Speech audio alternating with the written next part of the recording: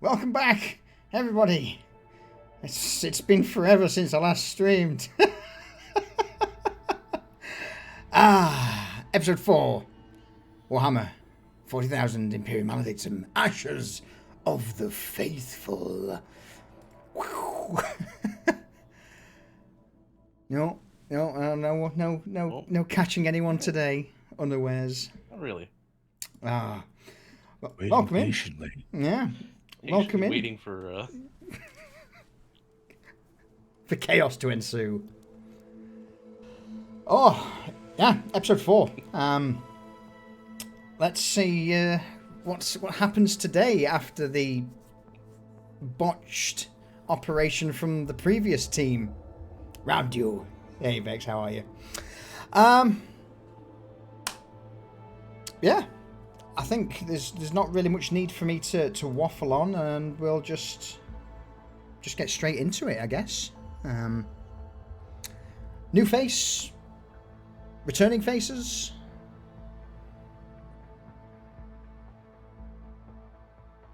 Let me lost what I wanted. There we go. So it's been a week or so, gentlemen, since you were last sent out on your various missions in the name of Vittoria Ariana Aldona, Inquisitor of the Ordo Hereticus. Last missions that you were sent on involved labour disturbances in manufactorums across the lower hive, along with finding the first threads of the trail of what's actually going on here. It seems that stim use has been on the uptick considerably, and various members of the labourer class have been reallocated or pushed around. On paper, it seems a nice, easy, productive, administrative endeavour, but obviously below the surface, things are not as one would expect, especially those of the Inquisition.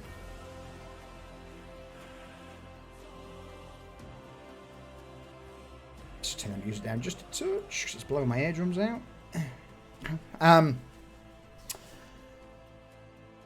Reports have been sent in, signed off, and since then you're all quickly tasked with what appears to be a raiding order. A cache of stims, or a depot that seems to hold copious amounts of these manufactorum stims, has been located, and a team assembled to acquire evidence, contacts, and, if necessary, destruction.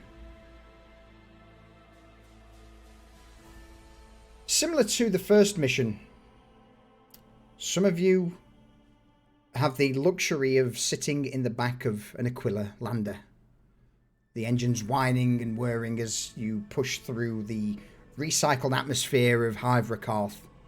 But for others, especially compared to the last mission you were on, this I would imagine is luxury. Sat in the back of this Aquila lander, let's first go to Barrick. Barrick, what do you look like? Who are you? What are you doing? Barrick is a zealot penitent who is gaunt in nature, pale skin, dead eyes, motionless face, just absolute purity of resting asshole. And he's just sitting with his holy icon, it's a wooden carved skull, just praying to it. Just these things can kill everybody, and it would be a horrible way to fucking die. What sort of gear do you have on you apart from this holy icon? What are you dressed? I dressed in leathers, reinforced, key points. Not the stomach. Rocks 2 shock mauls. He wants to be in the middle of battle. He wants to die gloriously, and just be free of duty, and just be saved. Absolutely. Beautiful. In the back of this lander are 3 other figures who we have met before. Sariel, Midas, and Faust. You 3, you've had a little bit of time since the last mission you were sent on. In your downtime, what have you all been up to? Who wishes to go first? I guess Ariel can go first. Go on, Sariel, the scourge of the Administratum. Well, after his nice little payday that he got from his last mission, he decided to spend nearly all of it on new parts for his sniper rifle. And with those new parts, he's basically just been drilling with it every day, getting to learn the new weights of it, the new balance of the rifle, taking it to the range, and stuff like that. Excellent. And just as a recap, you are a sharpshooter assigned to the Cult Mechanicus. Is that correct? Yes, it is. Beautiful. Midas, Faust. Who's next on the chopping block? Well, Midas, since the last time, has been in communication with his patron and a little bit with the person that was rescued. I guess that's a good way to put it. Last time, Yosef Maurin, and so he's been learning a little bit about how the Adeptus Administratum works. Also blew through a big chunk of his cash, and he's been toting around his ill-gotten gains, or not that ill-gotten, honestly, but gains. And anyway, he's just been, being that he is a hiver, he has been spending a lot of time on the streets, just talking shit with people, looking around, trying to get that feel for what's going on, because now he's kind of aware, like, he's from the Hive, and so now that he's aware there's something going on, he's been rubbing shoulders with people trying to gather information, and just waiting to be called upon to do a bit more for this guy, because it's the best payday he's had in a long time. Absolutely. So with that, you basically increased your influence with the Adeptus Administratum by 1. That's right. So yeah, we've got an Administratum Ganger. Beautiful. Ganger who knows how to do his own taxes. Yeah, he can read. The last person in the back of this lander, though, Faust. What have you been up to in the downtime? Faust has been writing exhaustive reports about the last mission, as well as soon as he found out that this was an almost certain combat situation he was heading into, he's been practicing working with his hand cannon, drilling with it to make sure that it's not going to explode on him in the next fight. So that's pretty much what he was doing, as well as getting very necessary and reasonable equipment. Beautiful. And of course, Faust is a true agent of the Inquisition. Last but not least then, up front, sat in the pilot seat, currently bringing the lander towards the designated drop zone for the mission ahead. Jake, what have you been up to in said downtime? So due to having a report come in late by about half a day, I've been sentenced to do some early scouting. So kind of looking around in the lay of the general area where the mission is going to take place. Get notes on when shift cycle, entrances and exits, utilities, that sort of thing. Yeah. And as a recap, you are an Imperial Navy pilot, doubling up as basically bodyguard, I guess, for important VIPs such as Faust. Indeed. And recently, also in response to the sudden new duties, decided to get a better than standard issue shotgun. I might need this. This may come in handy very soon. Out of the cockpit window, Jake, you see the large landing pad come into view that's set off roughly a few kilometers away from where the raid is planned to take place. Next to it is a familiar looking or stereotypical hab block that you know have your safe room located in for the next few days. Slowly but surely, you begin to bring the Aquila lander down. The sound of hydraulics beneath hisses with a heavy thud. You touch down. Flick of the switch from the console drops the rear ramp as the rest of you are not met with any fanfare this time. No individuals to greet you.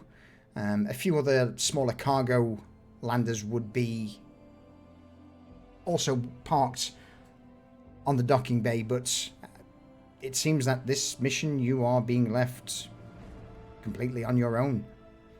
No contacts, no prior briefing, just a location and the objective of acquire evidence.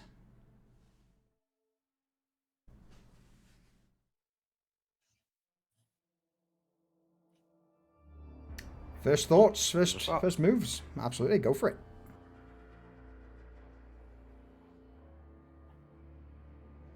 So I says, well, here's our stop. Starts shutting down the Aquila and he's gonna make sure to take the keys with him. Or the equivalent of the keys.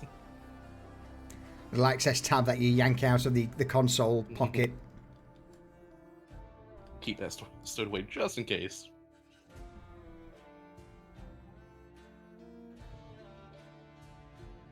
Seeing as how the lander provides a much better transportation than the train during his previous mission, Serial was kind of lulled into a bit of a slumber from the engines. So right now he's just very quiet, his head's hung low, and he's just sleeping.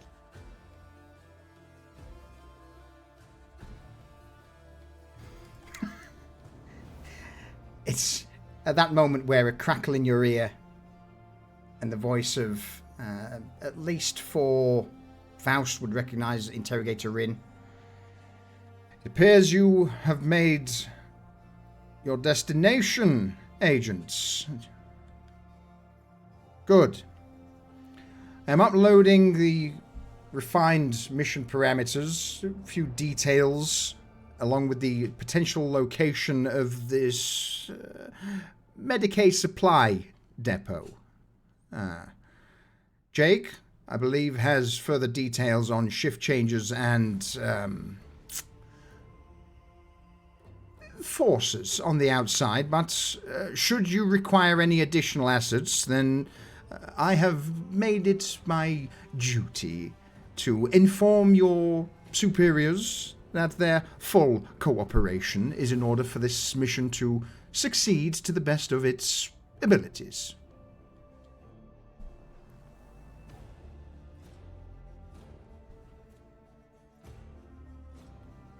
Any questions, queries, before I send you off into the jaws of the fire and faith, Mr. Barrick?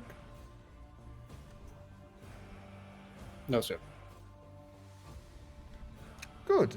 And perhaps this little endeavor can be useful in your penance, whatever crimes that you have or have not committed. I care not. All we care for is results.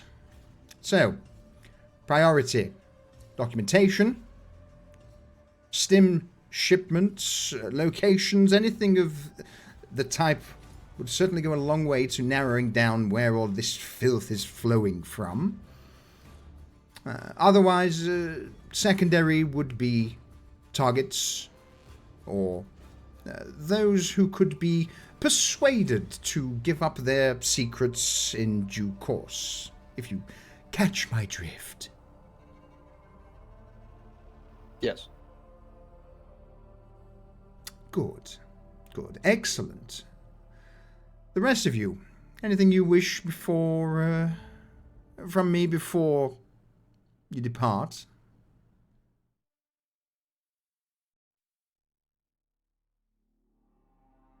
I stand ready to serve the God Emperor once again.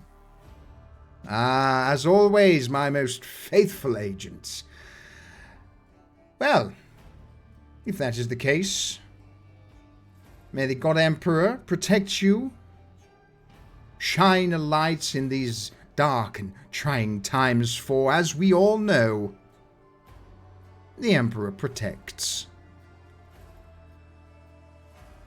There's a brief crackle. The box link cuts. Safe house location, along with the location of the Stim Depot, is uploaded to any of you who has data slates. If you don't, unfortunate. Good thing I just got. The day before. I might need one of these. So yeah. What's better than a bunch of handwritten notes? A data slate.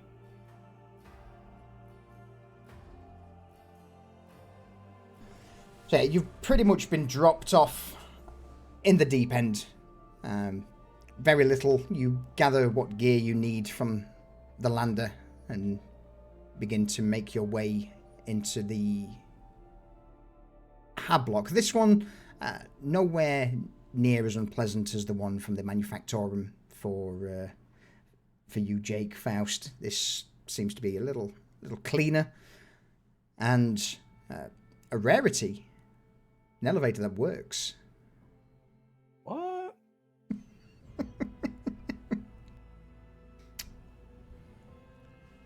Punching in 7th level on the elevator, you ascend a couple of stories before reaching the stereotypical long corridors that has a multitude of hab units that splinter off. Room 17, step inside and are met with, again, just a very stereotypical workers' residence.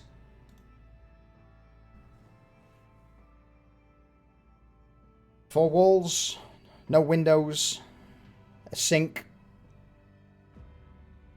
chairs, table, and a singular bed.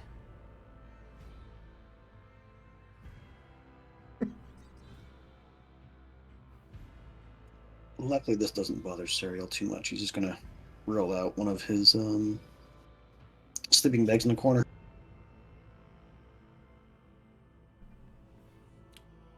Cyril, you reach in, set up bed. The rest of you.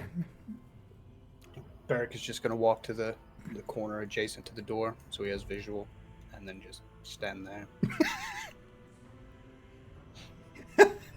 Awkward like a statue. Stood in the corner of the room. Comforts are for the weak. Midas. So we don't know where this place is. What time of day roughly did we get here? Like afternoon or? It'd be roughly early morning, early cycle, and you do have a location for this. It was just pinged over to you on the data slates. I read locate and deal with, so I was like, locate it. Okay, that's gonna be a time sink. No, luckily due to that again, I made that before Jake went out on his scouting run. Okay. So yes, you basically know the rough vicinity of where this depot is. The actual depot itself, maybe not. Maybe that you will have to have a peruse around, but you've got it pinpointed to a certain district of this Medicaid production area or storage area. Sorry.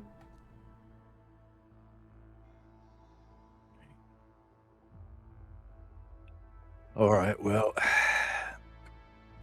not that I don't enjoy the company of you lot, but maybe we should go see our target a bit. Yes, it would be wise to gather some information.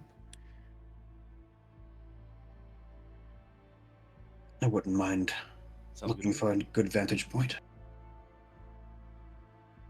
You're just gonna go off the voids for some plain clothes. Just not trying to break in yet. Absolutely. The area we're in, is it like medium, like mid hive, upper hive? Or is It's still lower hive, but this area's more towards the center of the lower hive, where the singular sort of air ducts rise to the middle. So it's lower hive, but it has certain architectural elements that give the impression that there is some mid hive work here. Occasional workers would come down. Basically, it's one of the main areas. There'd be a multitude of giant turbo lifts and rising train lines that would basically feed the rest of the hive. So it is very much a supply depot district of the lower hive, but it has a couple of mid-high level administratum buildings dotted around.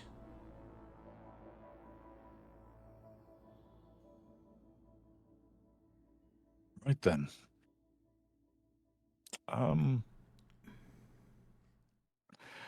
Then Midas is just going to try to take to the streets and look for people who look like they, like he's not thinking they're dealing the stuff. He thinks it's like it's being shipped out of places, like probably like guards. It's not, but he's just going to basically wander the streets and kind of try to pick up on if there's It's any busy. place that seems like there are guards who are preventing people from getting nearby. If there are vehicles going in and out of anywhere in particular that seems a little bit suspicious, or Buildings with people who loiter a little too much. Yeah. So for those who are going out and having a quick look, I'm going to need easy report to talk with people, routine awareness to have a quick see for sites and pick up there, and then perhaps logic investigation if you have it for any of the potential clues that have been missed. Who wants to do what? you said easy Like the, 40? Easy rapport, yes. And the others would be a routine logic or a routine awareness.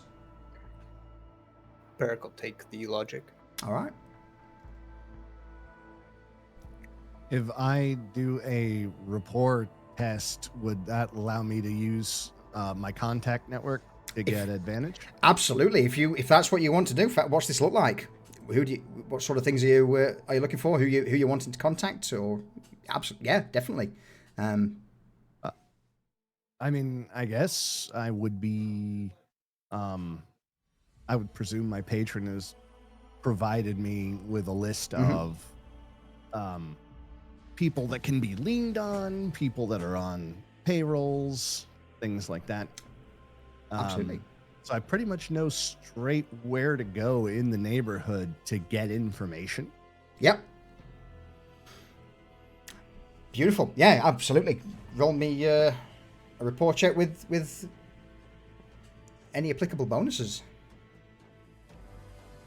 You got it. Whilst you're doing that, so we'll go down the list first. So, Midas, people on the streets, the general consensus is over the last 7-8 months, there's been an increased presence of enforcers in Sector Delta of this Medicaid storage district. They patrol the streets. They check IDs incredibly aggressively. And those who don't have a purpose being there have received beatings or worse and ejected from the area. This has been a case of alarm for a lot of people. A lot of the beggars or proles, labourers who would previously just mill around looking for work have been forced out, and it seems to be that the only authorised members sent from above or from labour officers seem to get the jobs in these areas. Delta 7, you said? Yes. Yeah. Okay. Yeah, I mean, you just can't help it, you know. I mean, your man tries to get some work, you hang around at the old depot, see if they need a labourer or two, but you just get seen off. You just get seen off. The enforcers come out there. I saw Darinas last week get absolutely beaten to death by Stambatons. Honestly, it was awful. They don't know what it's like to have to actually work to live out here. They just don't. sit and sip their tea and Absolutely. swing You know their what? batons. Yeah. Do you know what? Right. All their tea and all their recaf, right, what we should do, if I had my way, right, if I were the ruler of this district, I'd have them toss all of it into the water supply. Back them. Absolute fracking arses that they are. Bloody entitled enforcers. We'll show them. Well, maybe we won't, but what can you we'll do? show 'em. You've not got a Just lead. you wait. You've not got a lead on a bit of work by any chance, have you? Just nothing too crazy. Labour, like I can do labour work. I can carry. Do you need a labourer by chance? And and he looks over you, Midas, in your obvious ganga gear. You got your credentials. They're proper. If you to go to Delta 7, would you be all right? Oh no, I can't get in there. No, I got chucked out. I'm talking work elsewhere. Well, but anything else in the lower hive, barrels perhaps, that, you might need a little bit of a rough end. I could do that as well. 10 credits a day. 10 credits a day. How's that sound? Hey, come on. All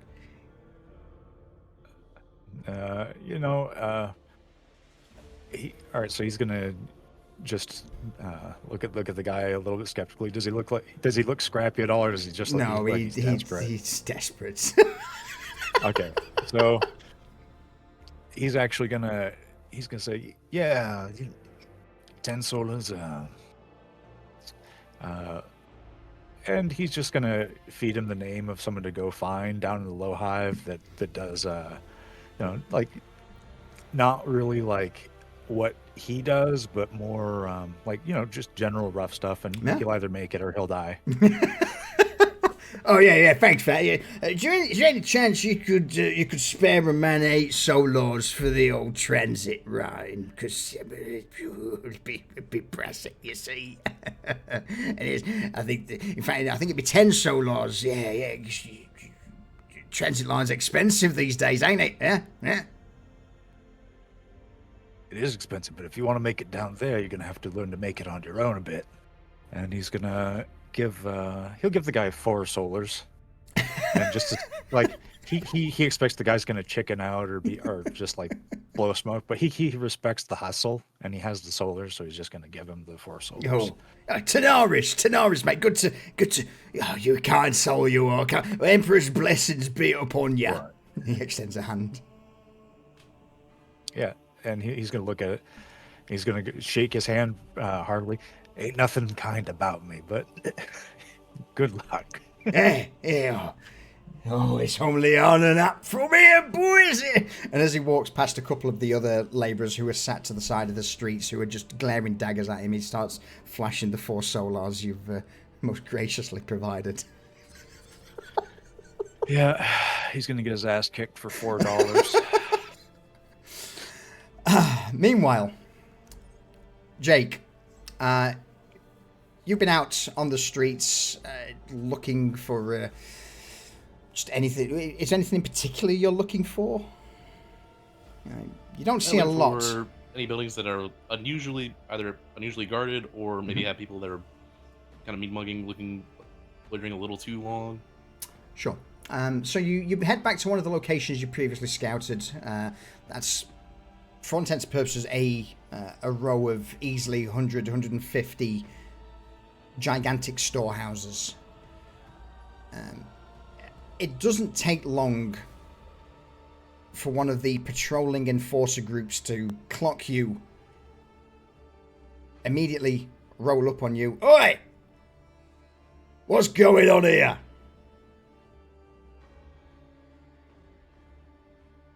Not much, just on my way, sir. On your way, eh? Right. That clicks his fingers a few times, motions for you to approach. Name and ident. Jake Cutter, and he hands his ident over. The enforcer looks over it for a brief moment. Is this your Imperial Navy identification? Yeah. This is in plain clothes. This is off duty. Yeah. Pilot. Sunshine, you are far, far from the... You shouldn't be this far out. Follow us. We'll take you back into the compound where you should be, rather than out here with all this scrot bag lot. All right? These look like actual enforcers, not. Roll me an easy intuition check. Intuition. Let's see.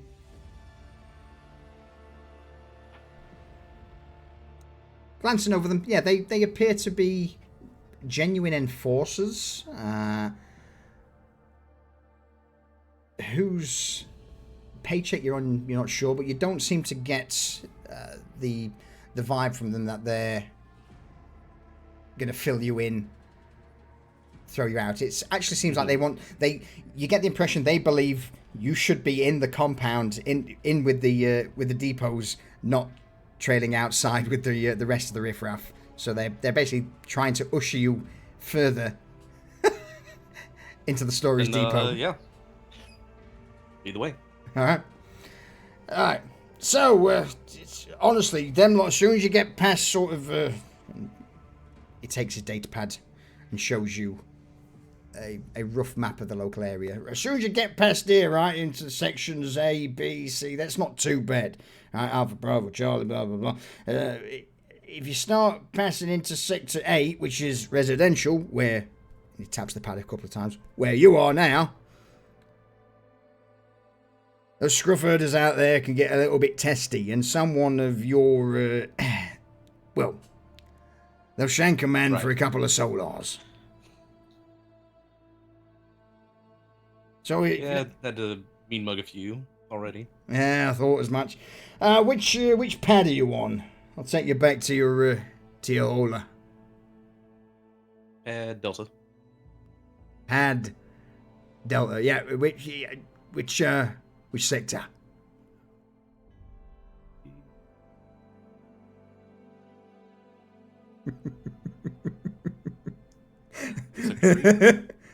The what, sorry?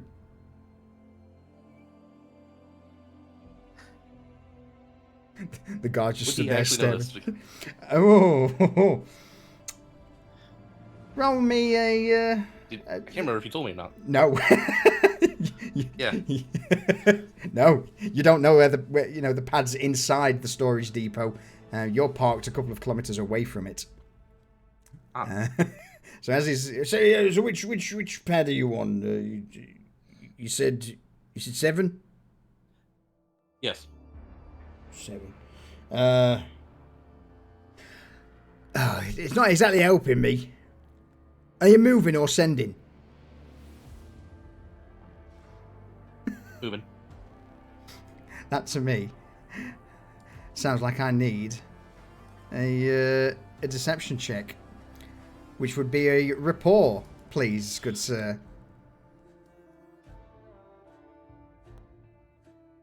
What difficulty? At this we'll go for routine. Enforcers don't seem to know too much about the inner workings of the pads. I'm trying to let him kind of guide the conversation.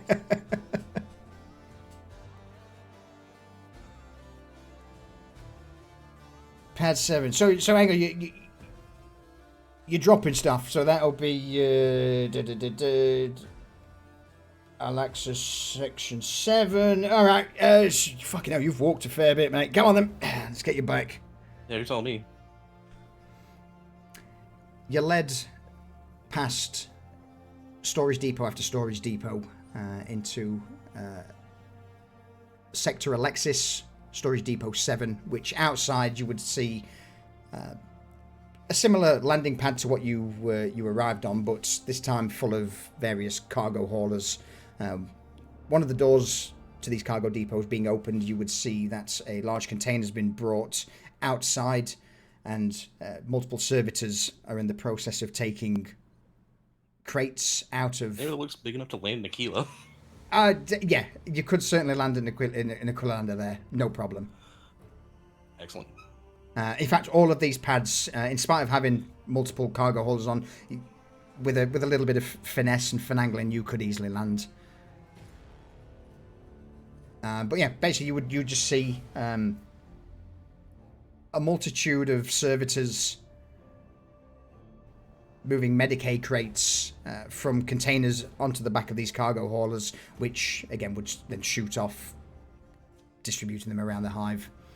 Unfortunately, because your previous roll was a -1 awareness for finding this all out, as the enforcers leave, roll me a difficult navigation check, please. Do you remember how to get back out? Good thing I did that advanced surveillance, because I do get advantage on that. Is it? Let me double check before I commit to that. Uh-huh.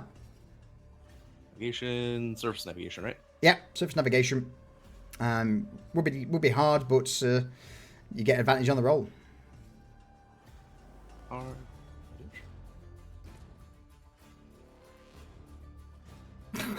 Fuck's sake. So regardless, you remember the way in. You begin to make your way back the way you came. This has taken several hours by this point. Next up, Barrick. Yes. Logically, what were you out and about doing? What were you looking for? I was looking for routes in, personnel, what type of personnel were walking in, where were things coming and going from, logically locating ins and outs. Absolutely. And you do so with an astounding success. So you begin to make your way towards the location where all of these storage depots are located. Post up outside one of the main security checkpoints, sits, watch, 1 hour turns to 3 to 7. And it seems that all of those people who are going in always reach into their clothing or have it around their neck, just various identification tags that are presented at the security gates. They're scanned by a large cogitation unit at the side of the gates. The enforcers then double check the ID before letting people inside. In regards to the types of people, the vast majority of people you witness would be just labourers and porters, those for moving gear. You would see every now and again not so much odd, but a continual stream of cargo haulers take off from within the compound and just shoot around different directions around the hive. Are those cargo shipments being set on a schedule, or is it just random time? You imagine there is a schedule to it, but just the sheer amount of cargo being sent out from this facility makes it a little difficult to put an exact number in. But with that plus 8, I would say it would be easy enough to just fly in and probably not be noticed.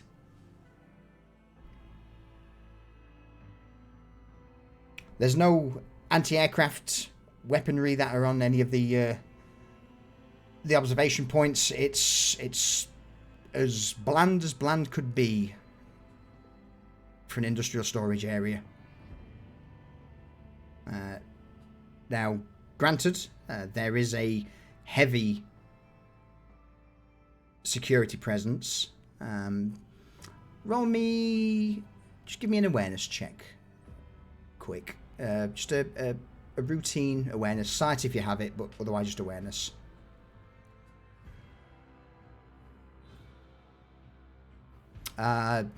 Occasionally you would see a grey-robed member of the the Adeptus Administratum step through the gates. They don't seem to be held up. It's almost as if they just walk through, but you can't really glean much with regards to why they're there, what they're up to.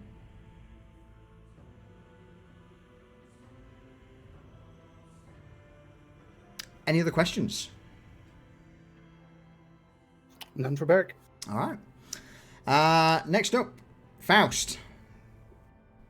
Yes. Data slate. You begin to quickly look through a list of contacts in the area. Some of them members of the porter teams that operate in the area. Others of street vendors.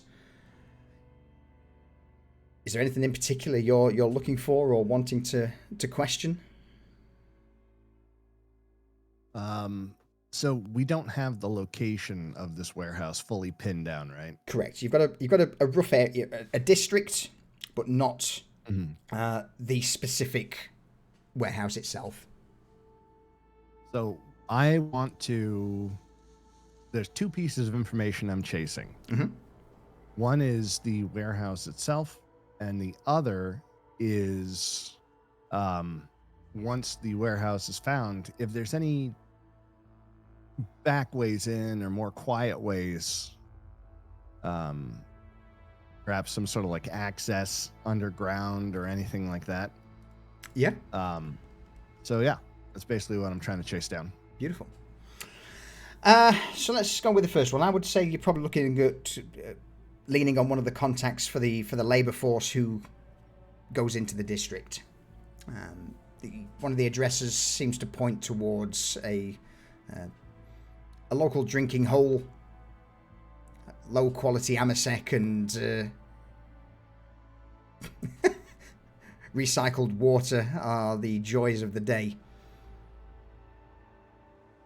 Ah, yes. A wretched hive of scum and villainy. Immediately, as you step through the door, you're met with the old brickwork, arches in the corner. In fact, I should have, in hindsight, thrown up a bar scene, but unfortunately, I don't have one to hand. Anyway, various oil barrels have been turned upside down, used as tables, bits of circular metal placed on top and bolted in to provide a little bit more table space. The counter itself's no more than a few crates stacked up with, again, barrels of amasec behind that. Instead of pouring it from a tap, literally the bartender just grabs the nearest cup, tankard, or jar that he can find. He dips it in the barrel, places it on the counter. But for someone like yourself, Faust, all eyes spin round, turn it, look at you. A couple of voices immediately ring out. Oh, look at these fancy pants here.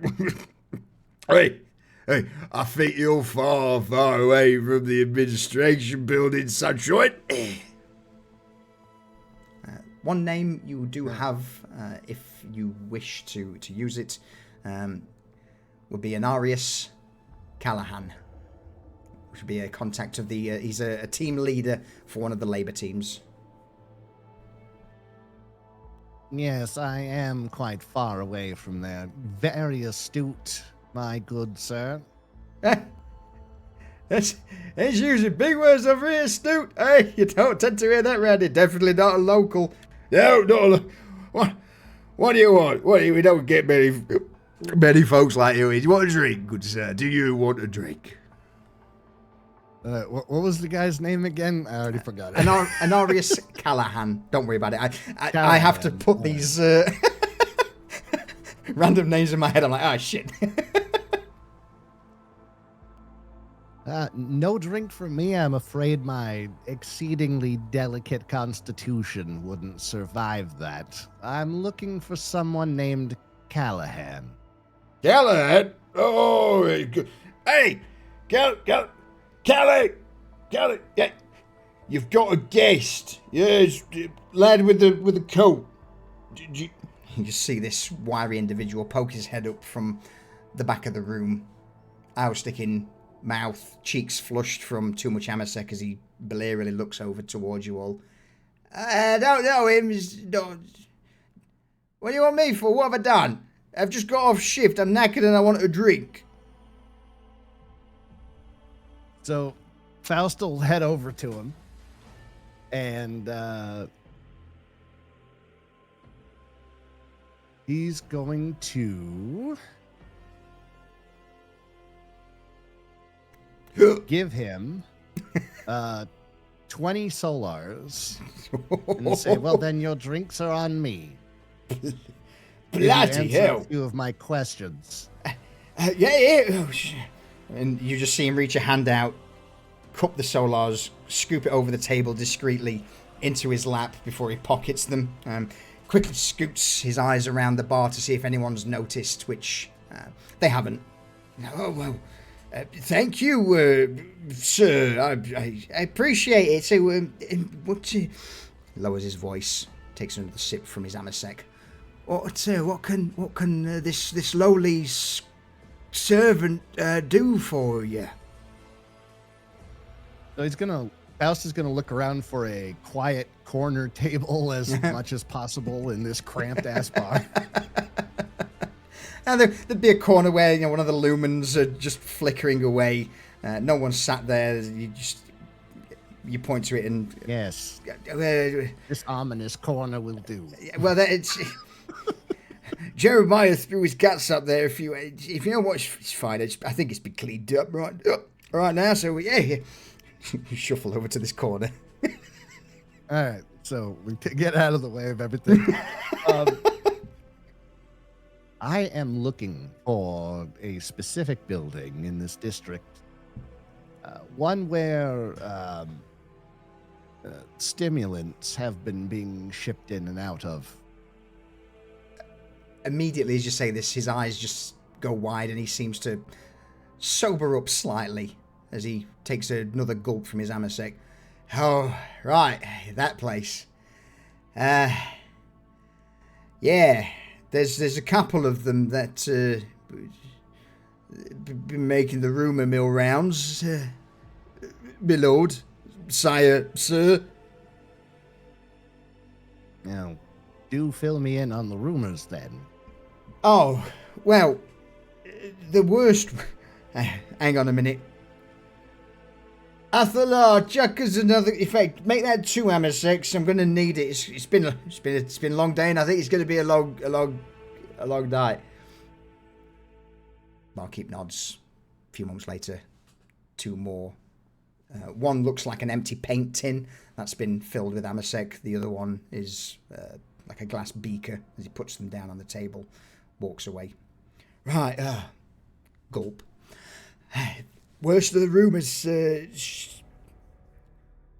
Warehouse 43, right? It's on like the Bravo section of the storage areas. A lot of people, we've had a few people falling ill on that line, and the replacements, they don't say much. Right? They come in, right, and it's like lights are on, yeah, lights are on, but no one's home. They get the work done. I mean, they get the work done. They're marvellous. They don't stop.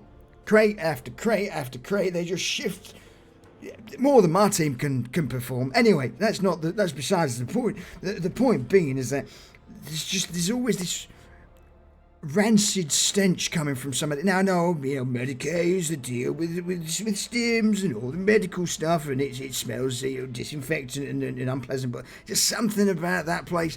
I know, it's wrong. And I've tried to get, a couple of my lads have asked to get on that shift because supposedly it pays well, but none of my lot have ever been approved for it. Supposedly we've got to go through some labour office, and gulp, gulp, and starts drinking away as this verbal diarrhea just pours out of his mouth. Right. No, Faust is jotting down notes on his, on his data slate because he's a fancy boy. He's got one. Oh, that's a nice data slate you got there, sir.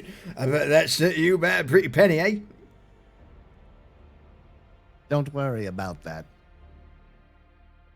The warehouse 43, you say? Yeah. Bravo sector of the compound. So there's usually like 3 of them joined together, but that depot itself completely secular, right? All of the other supporting catwalks and entrances have been either boarded up or just completely demolished over the last couple of months. It's really weird. Really weird. Really? So they've cut off all the other access points? Yeah, I mean, I imagine, there's something else elsewhere, but again, I just know I walk the grounds, I move the boxes, that's just what I've seen. Yes. Very interesting. And this smell, I find it interesting that you could identify a smell as repulsive. Oh, I mean, don't get me wrong, he lifts his arm up, sniffs his arm. I mean, I'm pretty bad, I get that, but no matter what mask you're wearing, I've even had, he pulls a pair of filtration plugs out of his pocket. These things are crusty, they're incredibly large. If he sticks them into his nose and it looks like he's got 2 giant baubles attached under his nostrils. Even with these things on, right, I can still smell it. Interesting. Pulls them out. And does it smell like rot or sulfur or chemicals? Yeah, it's got that sort of, when when they brought in some of those protein bar things that squishy, like it's supposed to be meat, but it's never been meat. But when you get them wet in your stew, right?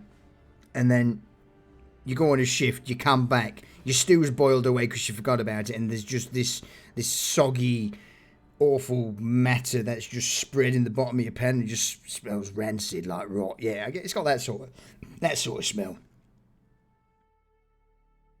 That was an amazingly specific example. Oh, well, thank you, my lord. I strongly suggest you remember to check your stove before leaving the house. He just nods. So, are you aware of anyone else who would have more information? Anybody who works closer to this building? Sadly not, Squire. Again, most people get turned away as soon as they get near that place in the district. So we've had to find work outside of it. Very well. So it's just the people that they get allocated. Doesn't go all the way to the top. Yeah. Basically, you supposedly you got to go to some labor office, sign on with them, and then they bring the people in from out of district. So yeah, there ain't many locals who operate around Depot 7 or Sector 7, Alpha Bravo. There's no locals in there. And he's been down in these 2 Amasec glasses the entire time, so it's getting to the point where his words are starting to slur more than before. All right. Thank you for your cooperation. The Emperor protects. That he does, and he provides, my lord. He provides. And so Faust will make his way out of the bar, muttering, that idiot's going to die of cirrhosis within the week.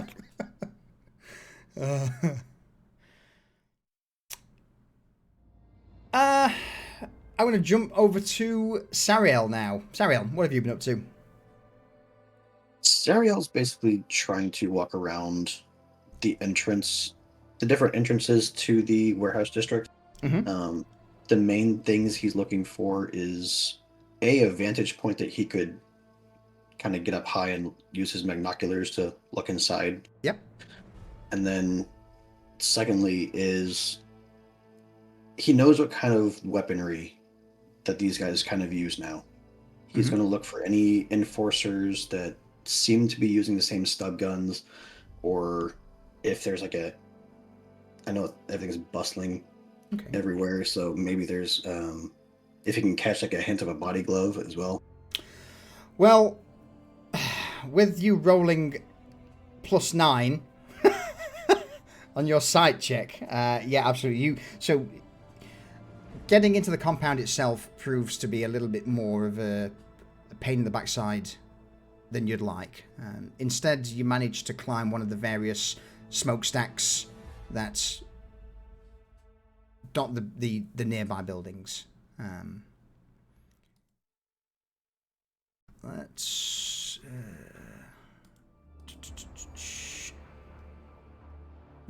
have I got a... Yeah, sure, we'll just pull this up for now, just to give you an idea of, what things are like. So as you get to a higher vantage point, you pull out your magnoculars and begin to scout over as much of the warehouse depot as you can see. A lot of it's obscured by low-hanging fog and vapors from the multitude of vents that are constantly coughing out corrosive bullshit into the air, but it doesn't take long for you to lock onto one of the gates and spot the enforcers, who seem to be armed with the usual auto guns, batons, not these shortened carbine stub guns. But what you would notice occasionally is that the odd group of grey-robed individuals, at least on one of the gates, would make their way past the queues gathered outside to begin their workday as labourers, almost bypass security and head straight into the labyrinth of warehouse buildings. Now, these buildings themselves, they're not overly tall. They're only a single story or so high, but they're just incredibly vast. So rather than it being a vertical storage, it's just, think of them more akin to giant hangars as such, with containers stored inside that are brought out by forklifts or tracked servitors. You would no doubt occasionally see the odd group of 4 servitors go into one of the warehouses and then moments later come out with forklift-like hands carrying one of these giant containers out to a landing pad. Goods. You can't make the goods out exactly with magnoculars, but again, it's not just medicastems that are distributed here. This is a straight storage depot used for pretty much anything and everything required for the local inhabitants. But yeah, you would certainly see grey-robed individuals who probably shouldn't be here. Enforcers. So go on. Would they be kind of walking in any like timed pattern? Almost like they're patrolling. Give me a routine intuition check.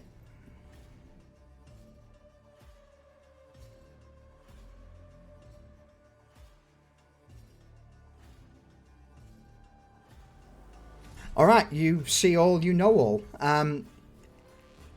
They definitely don't have the hunched back shuffling that most administratum clerks have, and you would get a reminiscent thought that they do seem to be. There is some training there. They give off the vibe of the assailants you fought off in the Labour office. As for patrolling, it's not so much patrolling. It seems like they're going somewhere. But among the low-roofed warehouses, you eventually lose sight of them as they begin to dip and turn into the tight confines of the district. Okay.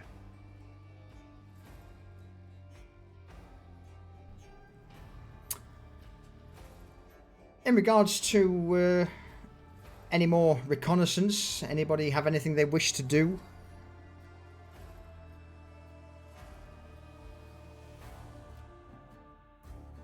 I mean, I guess Faust would try to gather everybody together and compare notes and tell them what he's found, and see what everybody else has figured out. Absolutely. So yeah, you all crackle comms. Faust, give them the order. I believe I have located the warehouse in question. Warehouse 43, Bravo sector. It's been reported that drone-like workers have been going in and out of the building, working tirelessly day and night. Someone has been sealing the entrances and destroying all the connecting catwalks, and there is an intense stench of burned, rotten meat. Seems possible. You want to scope it out now or reconvene? So at this moment in time, Jake, you are still walking through the district. No, warehouse. Oh, another warehouse. Do I happen to be the one that he called out?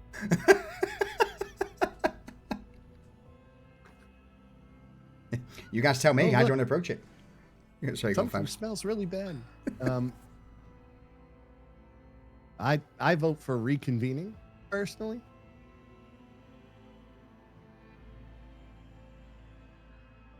Because, if we're going over there, we should probably go together, right? That makes sense. It's very logical. Barak agrees.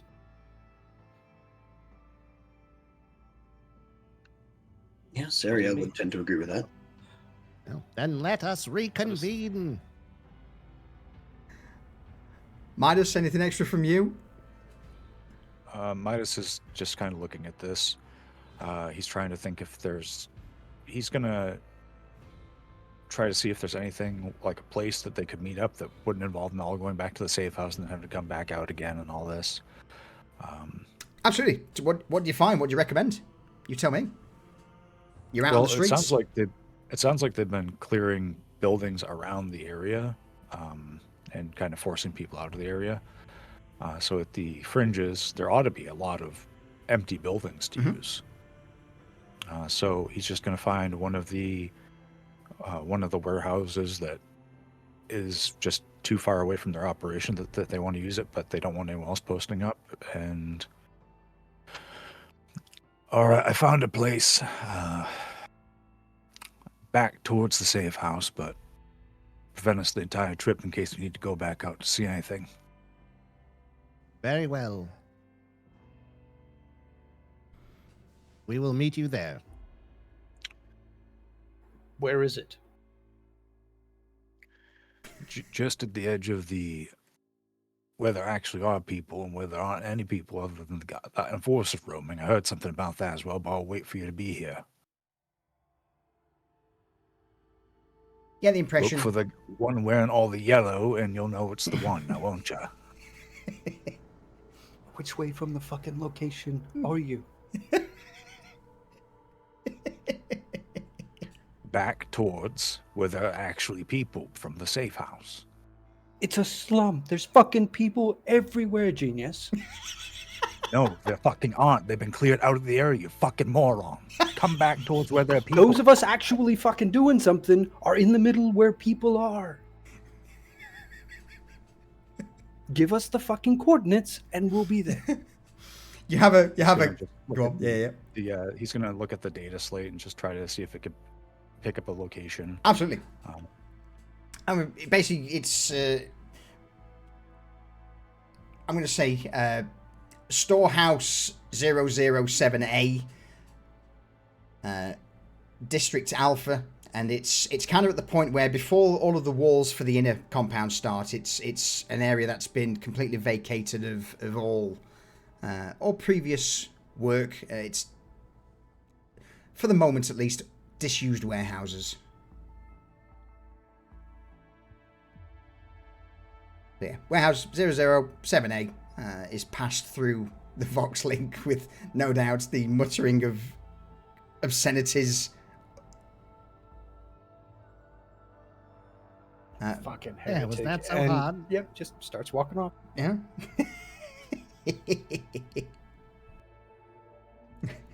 Couple of hours pass as Jake makes his way. If I'm still in the storage room of the warehouses, I'll probably get there first. Yeah, absolutely. There would be a point where you're stopped at one of the gates on the way out. It's like, are you sure you want to go out there? It's the old. Some of the labourers are a bit testy today. That's where they told me to go. All right. Well, look. Before you depart, handed an ID card, just a temporary pass through security. If you come back through this gate and we're not on shift, then at least flash them that. But beyond here, be on your ready if you get mugged.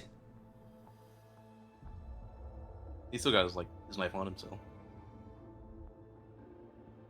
Yeah, several hours pass as you all begin to make your way through warehouse, streets, crowds, the bullshit that is the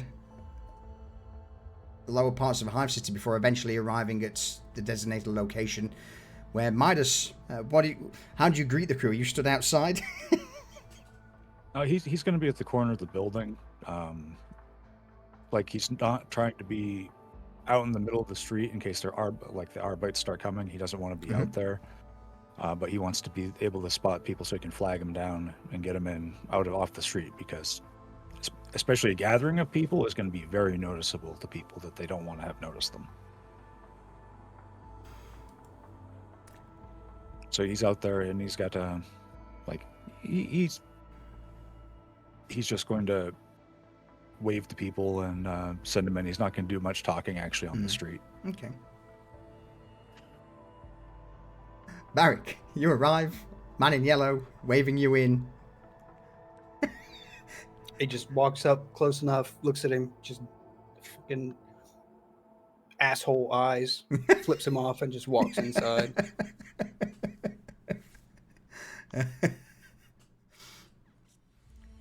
The rest of you, no doubt, return without the fanfare that Barrick gave, before eventually you find yourselves in this mostly abandoned storage depot. There's a few empty crates scattered around.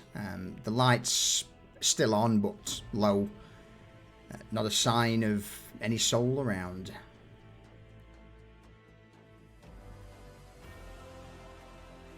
Well, this place should do. Excellent work. Did you check it for surveillance? He's going to look around. Willing to bet that they haven't got a surveillance in here.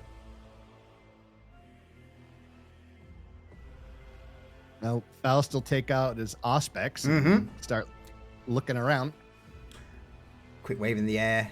Very few signs of electromagnetic activity apart from the electricity coursing through. Of course, that powers the lights, but no signs of any comm leeches, no black spots. Nothing seems to be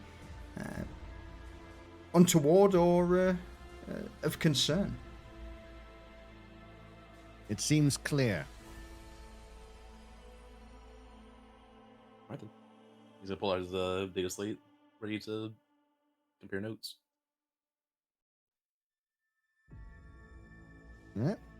Well, Faust already told everybody what he's got. So, go right ahead.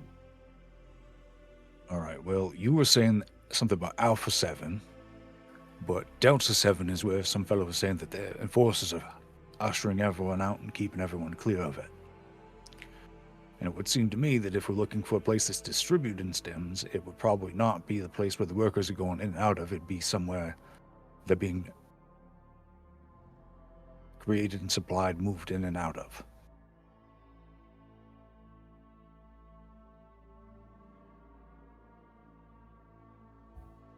Well, that could potentially make sense. So you're saying Delta 7? Delta 7 is where they're saying that any of the workers going there were getting their heads cracked or sent away, roughed up, and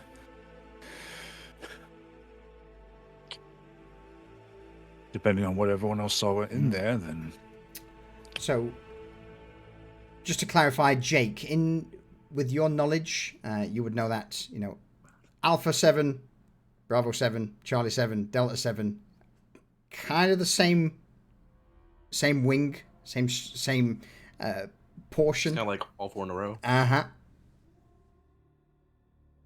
So he's going to kind of draw out the grid of where houses go. All right, so this line of 4 right here.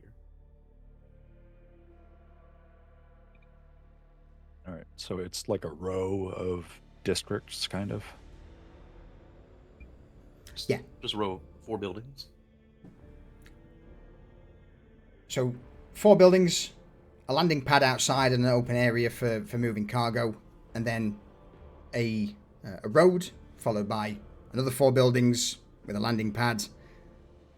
And this grid-like structure spreads out across the entire, at least the interior of the warehouse district.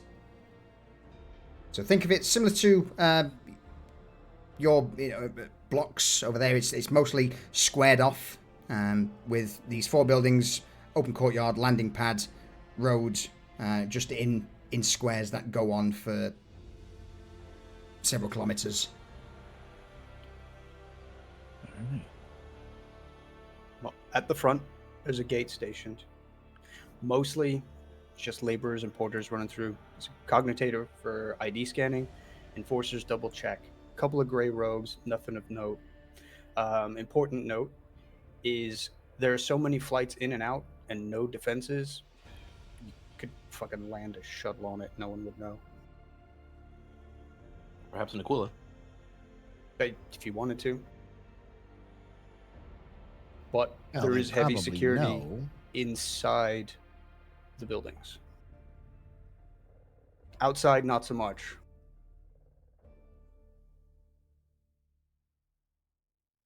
Now, where are these buildings in relation to this warehouse that I was pointed to? It's This, along the same Bravo stretch. Warehouse 43.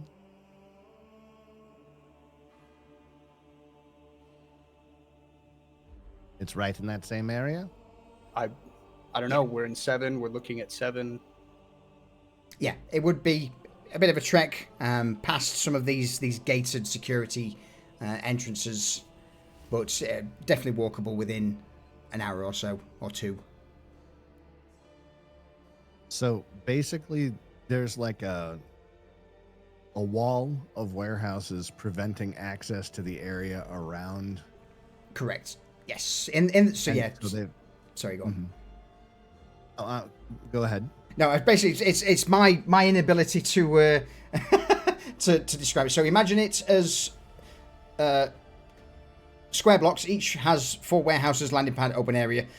This stretches on. Now, towards the center of this industrial district, there would be walls that cover the internal part. So your Alpha sectors, Bravo, which is where these warehouses are located. So those ones you would have to pass if you were going on the ground through a security checkpoint to get into the central portion of the district. But on the outer bits where you guys are now, these aren't locked down. It's typically a way for the Administratum to have more high priority and high value items such as food, stims, locked away in the secure center that's overseen by enforcers, whereas the outer areas are either overflow warehouses or used for storing non-essential items. I see. All right. So basically, we've got a region and we've got a specific building within that region. That's what we've gathered. Correct. Okay. Well, I can pretty much back up what he says. However, the grey robes we need to be very wary of. Midas and I have run into them before, and they are... I believe they seem to be ex-military. Their movements are much different than those of the regular enforcers. They weren't enforcers. They were wearing Adeptus robes with face masks on, but they weren't enforcers. Right, I'm saying they move differently from them. They're more heavily trained.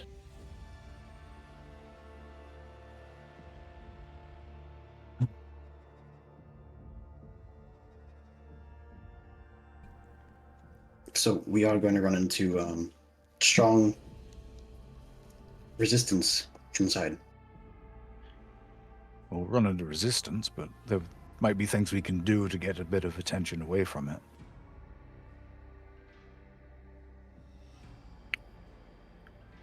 Yes, remember our primary goal is not the combat, but it is the gathering of the evidence. We need to secure as much information about these shipments as we can, first and foremost.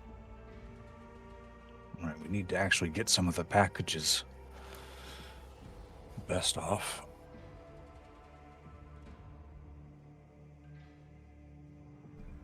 All right, it'll be down to when then? Sooner the better, probably. Well, we were provided with some shift change information. Maybe during a change in shift would be the best time to try to enter. Unless we want to try and find a more secretive entrance, but from what I've heard, they've been sealing those all off.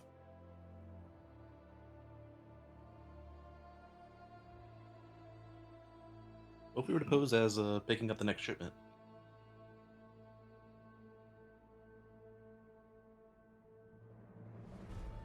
Yeah, we could Have them certainly just try, Prove the evidence to us. but they only allow specifically vetted individuals in. We'd have to we'd have to acquire one of these groups of porters that are specifically assigned to this warehouse and assume their ident badges and then act like drooling imbeciles. I'm sure that'll be easier for some of you than others.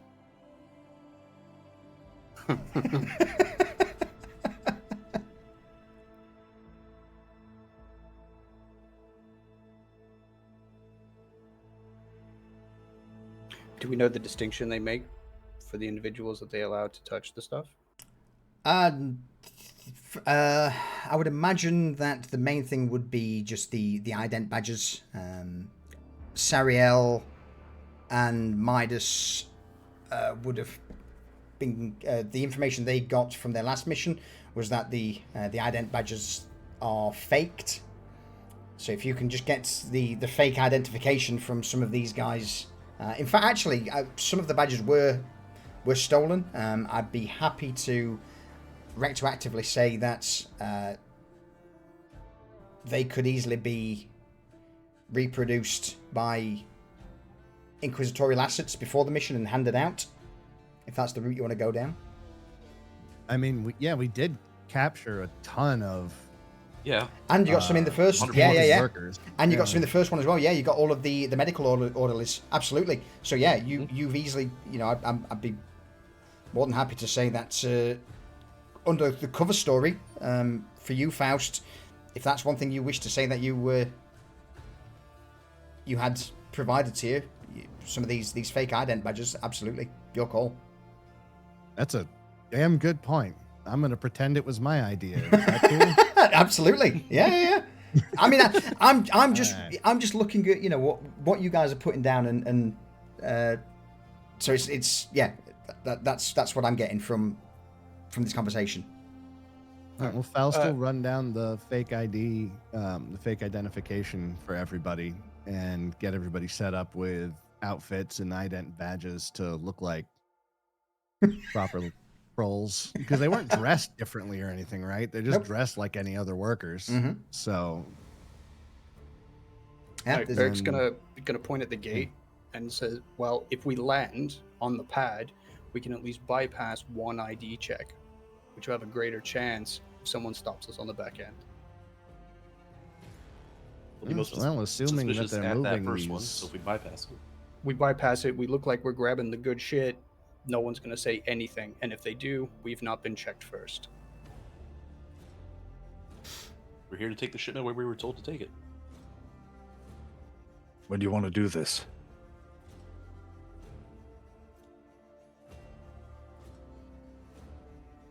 well, did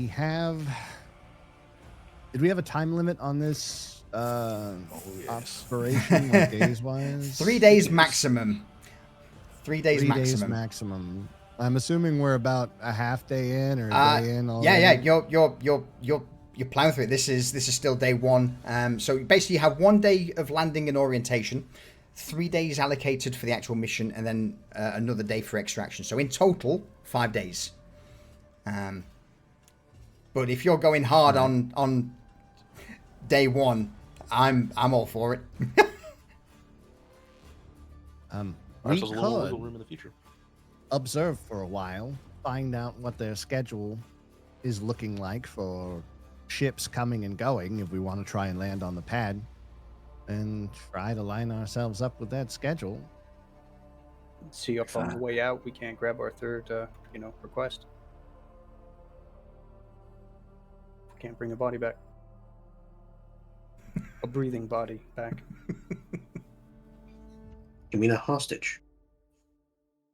We'll call it an organic information center. You have to say it like asset. It's an asset, that's what it is. It's, hostages, if you take an innocent people to live. I was just told to bring a live body back. Asset, hostage, don't give a fuck. That's easy enough. It's got to be somebody that isn't on those stims either. Did you encounter the stimmed individuals when you were at the labor office? Unless the folks in the robes are on them, no. The stims turn the workers into, for lack of a better word, cattle. They have no mental faculties left. They're driven only to work, and they seem to almost share a consciousness with one another. I see more individuality in servitors. No mental acuity? It sounds like a lot of the Adeptus Administratum, to be honest. When you say that, but those folks were actually thinking, besides the fact that they were just doing what they were told. But they had to be told what to do. They weren't just going.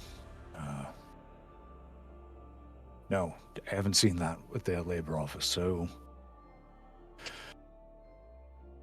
if we figure out a time that we were going to do this, I might be able to get a little bit of something to give them something to think about, keep their eyes off of us for a while. Could be worthwhile.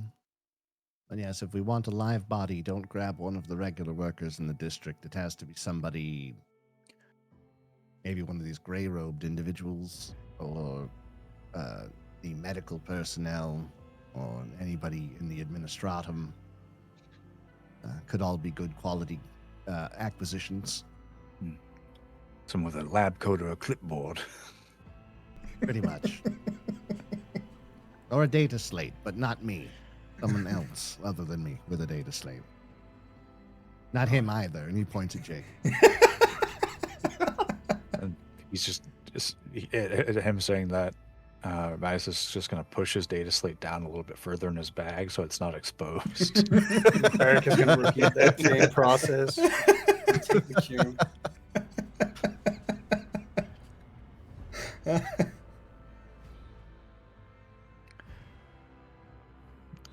All right. So yeah, it sounds like just to above table, the plan is to fly in, pose as labor, and try and get someone from there, with Midas leaning on his patron a little bit for a distraction. Is that what I'm picking up from the general plan? We're gonna wait to find out when the shift changes, Okay. and then try to use that to an advantage if we can at the time. Absolutely. And also the shipment rhythm, like when ships are going to be landing and taking off. Oh, I Yeah. mentioned that in character. He said Yeah. there was too much. You could land anything and no one would know the difference. Absolutely, yeah. There's far too much air traffic. It's almost like an ant's nest with the sheer amount of cargo haulers and air vehicles just lifting off. So yeah, you could easily just fly in and land without anyone batting an eyelid. Obviously, they'd bat an eyelid when you touch down at the wrong place, no doubt. But it wouldn't be a case of, you know, anti-aircraft guns pointed at you, squads of enforcers turning up for an unauthorized landing, unless it was reported. So yeah, definitely got time, and it's certainly an option to just fly in there.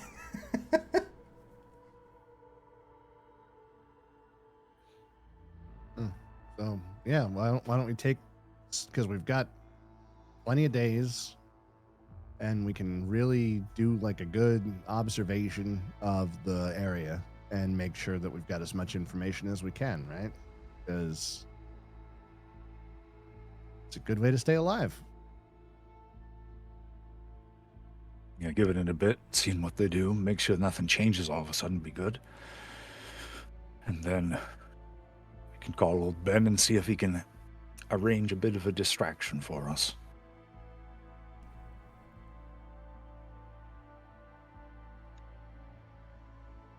Perfect. All right. With that then, you guys spend the rest of the waking hours just surveilling before no doubt heading to your lodgings for a good night's kip, preparation for a new day. And it's at that, with you guys having a little bit of downtime before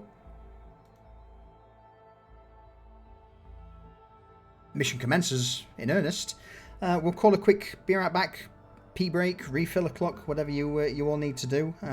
We'll just have a 2 minute, 3 minute refresh. Boom. All right. All right. Sounds good. Alrighty. Vex, thank you very much for those 30 bits, by the way, darling. I appreciate it. Mwah. Thank you for the support. Yeah, we will be right back in 2 minutes while I go and refill the water jug.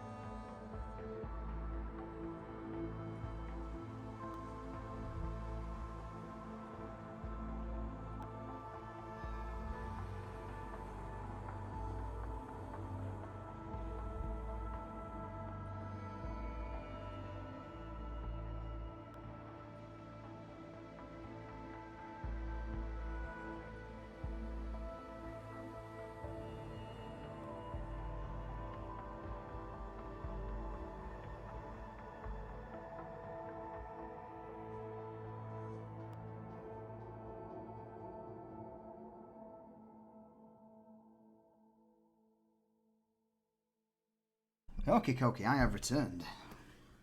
Oh, So, Welcome back. thank you kindly.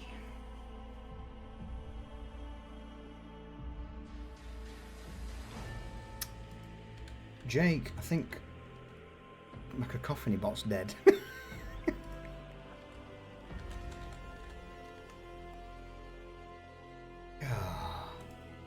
Streamlabs bail on you again? Yeah, Streamlabs was like, you know what? I'm just going to be problematic today. Don't worry about it. Who knows? All right. That's why I swapped one of the ones that runs locally on the PC. Yeah, I've got it here. I'm too lazy. So, basically, It's a lot of work to get set up. it's a lot of work, and you know, I don't normally stream this much. True. And actually, Don't say. This is Yeah. unusual. It's the usual weekend for me. Yeah, and Just Smith's just come up with a perfect quote. Well, you can't have automated systems in 40k, and I think that is absolutely fair. No one bats an eye at willful machine spirits, though. Yeah. Abhor the abominable Somewhere it's intelligence. Like, you say that, but a cogitator, like the portable cogitator, does that have a brain in it? That's a question for Quentin. Because I would think that. Well, I mean, like Probably, in general, yes. I'm just wondering if they would. Interesting. Land Raiders are basically controlled by AIs, or at least machine spirits that are almost on that level. Yeah, I don't think that they're quite. I think that they're literally just a computer, but they're not AI. Like, I think that anything that requires that level of automation needs a servitor or a brain in it. Yeah. But I think that those are effectively just computers. I shall poke Quentin and be like, "Oi, poke. How does your personal cogitator work? What's inside of it?" Yeah, like Yeah. it's just a thought that I was actually think about that. Food for thought. Absolutely. Like if you drop your cogitator and you give it a concussion. Can it get an actual virus?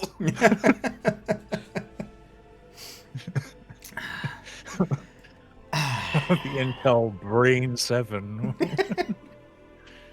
One processor, one core. God damn it.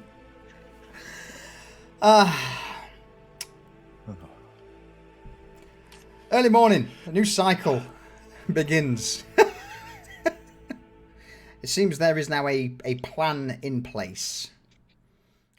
Or at least the beginnings of a plan. You know the layout of the district. Yeah? Yeah. You got a good indication that you'll be engaging with potentially these administratum mercenaries, and I say that in quotation marks. So you know their level of training.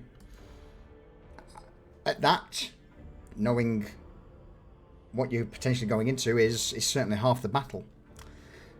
So for your benefit, gentlemen, I will award you with 2 superiority. Ooh. That's nice. I like that a lot. So any roll going forward. Suspicious. It's not suspicious at all. I'm rewarding you for your efforts. This is like a room full of bullets before the boss. There's a lot of medipacks and chest-high walls here. Oh dear. Why is there Yeah, a something sword that goes on with my fire? brand new talent. I don't know what you mean. But with that, you've got a pretty good working idea on at least what you're up against in there. In regards to an objective, obviously, stims, shipping notes, destinations, receival notices, and anyone with half a brain who can grab that you can grab is certainly a boon to the endeavor. So day 1 of the true investigation. Is there anything else you would like to do?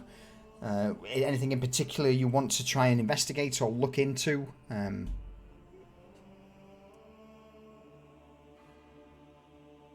What do you wish? Midas wants to go get like a poncho. Okay. Just something to wear over his stuff so he's not as obvious. And he'll chum it up with some of the folks in the common areas and get some recap for whoever's going to be out there that he's aware is going to be out there, because people who are caffeinated are better off than they're more effective than people who aren't in this experience. Agreed.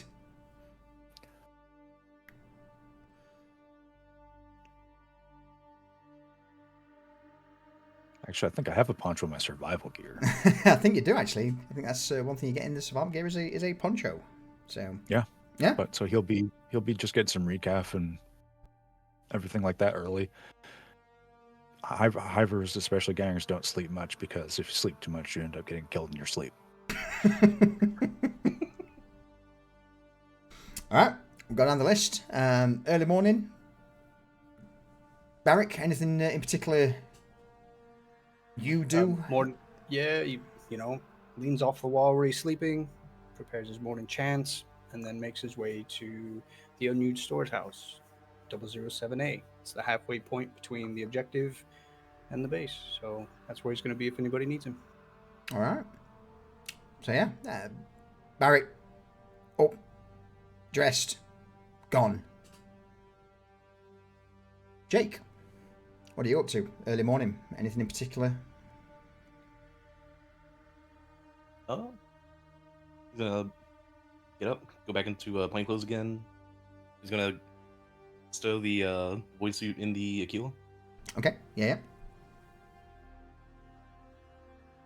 Void suit and also like the bag gear and all, because he's gonna figure since they're gonna fly that in for the mission, he'll get changed in the Aquila, so he's not so suspicious on the street.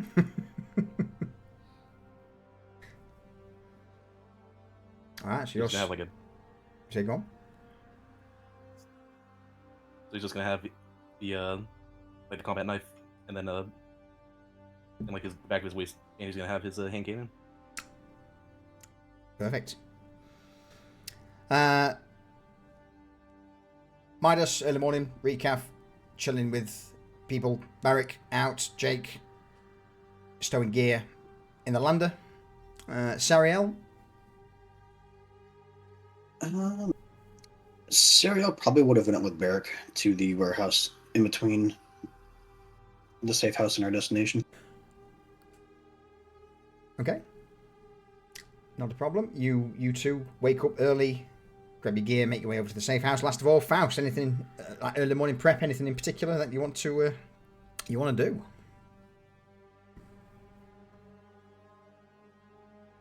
I think Faust is going to go and start moving around the cordoned off area that they're trying to figure out the best way into. And he's just gonna kind of see, like, try different locations and try to watch and just kind of like try to go in and see how far he gets before somebody stops him, basically. Awesome. In that case, then we're going to go. We'll flick to that first before I circle back to everyone else, see what they're doing for the day. Because this to me, Faust, this is not a quick thing. This is you actively trying to do some investigation. So, yeah. First couple of hours of the morning are spent queuing up with the various labourers. Klaxons ring out across the district as shift changes. To your left, a giant gate opens and a swathe of tired-looking labourers just spew out onto the streets. Half an hour passes and eventually this giant crowd disperses as the gate in front of you opens. The crowd are partitioned off into smaller queues that go through barricades, each one scanning each labourer, raising their ident card, and you with the forged card that you've acquired do the same. You reach the gates, the enforcer looks at you as you raise a card high. Scan washes over it. There's a brief moment of pause as the cogitator starts to click and whir. Enforcer turns around, looks over it. That's a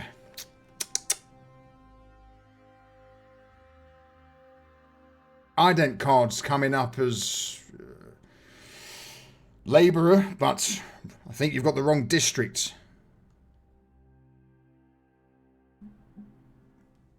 The state's manufactorum.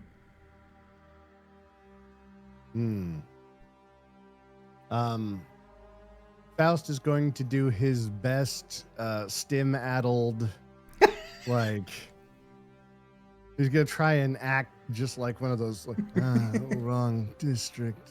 Yes. That's. Do you know what? Don't get paid enough to deal with this. And with his baton, shock baton, not turned on, he just thwacks you on the back through the gate. Go on, frack off, Karka. Next. Faust will do his best not to react to the strike and turn around and walk away. As you step through the gate, you're met with the wide open courtyard of at the initial labour area where a lot of the labourers gather. At the far end, there's a pedestal with multiple speakers that are draped over the top as an overseer begins to shout out names and numbers of the various warehouses and districts, and you start seeing groups of these labourers start peeling off as their ident bands are called out. So like workers 1007 through to 1200, you are in section A, take a left, move on, 1201 through to 1000, so on and so forth. And basically gives you an opportunity to slink into any group and go in any direction you wish. Okay. I will meld into a group that looks like it's heading in a productive direction. Towards the warehouse that you've been looking at, the target. I really don't want to go in there alone. Is the thing. That's fair. That's fine. Yeah, I think I'm just gonna get out of there because it didn't really pan out. Although now I know that the ident badges we got from the Manufactorum aren't gonna help us very much. So that's something. Certainly an irregularity that is flagged, but it would also say that the guards don't seem to care too much. Especially if you're acting like the rest of them. Yep. And they're used to zombie men walking up and showing up at the wrong place. Like, no. Whack. Yep.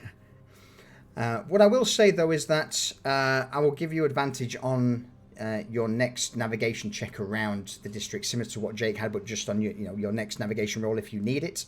You do spend a bit of time just milling in with various labouring groups and porters, and you start to get a bit of a feel for how things are set up, and all of the warehouses appear to be a carbon copy of each other. All right, sounds good to me. And if you do follow do you follow one of the groups into one of these warehouses, or are you just milling around? If I can get into one of the buffer warehouses and look around, I might do that. Give me a stealth check. Routine. Okie dokie. Stealth. Routine. You don't find the opportunity to sneak into one of the warehouses. The best you get is just through some of the open doors. And inside of them, it just appears to be long rows of container after container after container with roughly a 3 to 4 foot gap between each container. But then there's a couple of tracks that run the entire length. So cubed. It's basically just, again, more of the blocks. Similar to the warehouses, it's a container, 4 foot gap, container, 4 foot gap, with a 8 foot walkway down the center. If you're inside, it would be easy enough to hide between the tight confines of these various containers, but the entire warehouses are only one container high. None of these containers are stacked, and there is a I would say an 8 to 10 foot gap from the top of the containers to the ceiling, so it is very low.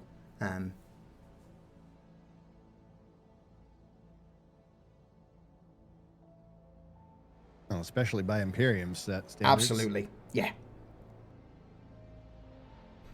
Yes. All right. Well, I guess we got some information at least. We know kind of how the warehouses are laid out. Yeah. I'm also going to say with that stealth check, you have to wait for for the next shift change to get out. Yeah, that's fair. That's fair. But you duck and dive a few of the enforcer groups that are patrolling around. Some labourers who don't appear to be as stupefied just give you the odd quizzical look, but you don't tend to draw any attention to yourself. Meanwhile, with you basically being down, trying to find an opportunity to get out of there without just strolling into security and saying, I want to get out. Unless you want to try, of course. It's your call. No, I'm going to keep playing it down low. Excellent. We've then got Jake, Midas, Barrick, and Sariel, who have got the day to do some more investigation if they so wish. In fact, you probably have to because someone's now locked in for a full 12-hour, 18-hour shift in in the warehouses.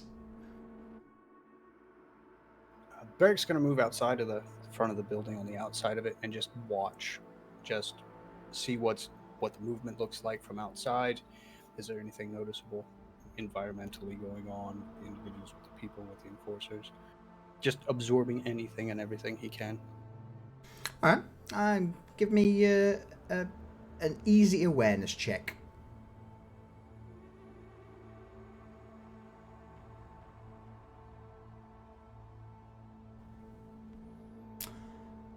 The main thing is that you would notice that enforcer groups typically seem to rotate on an 8-hour shift, whereas the workers themselves have it much longer and harder. The enforcers seem to rotate on every 8 hours. Was I able to lock down the start time of that 8-hour? Absolutely. Basically, early morning. Just after you arrived at whatever time you arrived at the warehouse, probably an hour or so afterwards, there would be a change of the watch.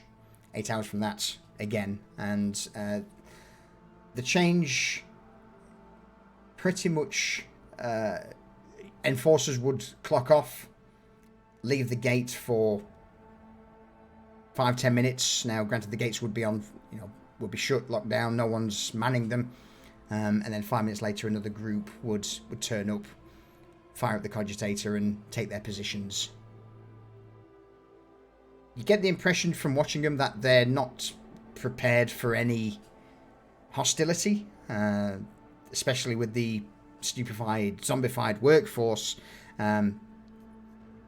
The enforcers are slacking as much as they can. A lot of the times, even when there's no shift change, the enforcers are stood smoking, drinking recaf, or just sat around. There's been the odd time where you've seen the odd enforcer just asleep, and no one typically comes to check on the enforcers, with the exception of the odd group of white-robed administratum individuals who,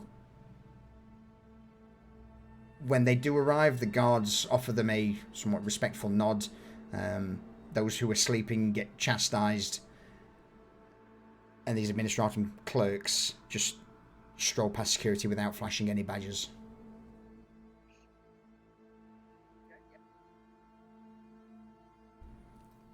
Anything else you want to know with that role? No, that'll suffice. Thank you. Excellent. All right. Sariel. Sariel is actually going to go back to his smokestack. Okay. Then he's just going to use his magnoculars to basically kind of gauge the temperament of the people in the area at the moment. Basically trying to see if there's enough stress that maybe we could just use the people there to cause a distraction. Sure. I would say, and you're probably going to know the answer to this, drugs, but roll me an intuition check. Just straight challenging.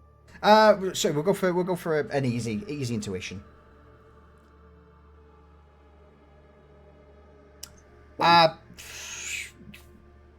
Probably not. The vast majority of those who are entering the central part of the warehouse district are doped, and whilst maybe some of the outer people might be able to be riled up, the general atmosphere of this place is one of just resignation. They know they can't get any work from within, deep within the warehouse district, so why bother trying unless they go to these labor officers. So yeah, in regards to starting a riot or disorder, likelihood at this stage is very low, and certainly not something you could immediately spark with removing someone or setting a rumor out. This would take a considerable amount of time and effort to set up a riot. Okay. Anything further? Well, now that we have the 12 to 16 hours of downtime. Is there any way to tell which way the Grey Robes are coming from to get inside?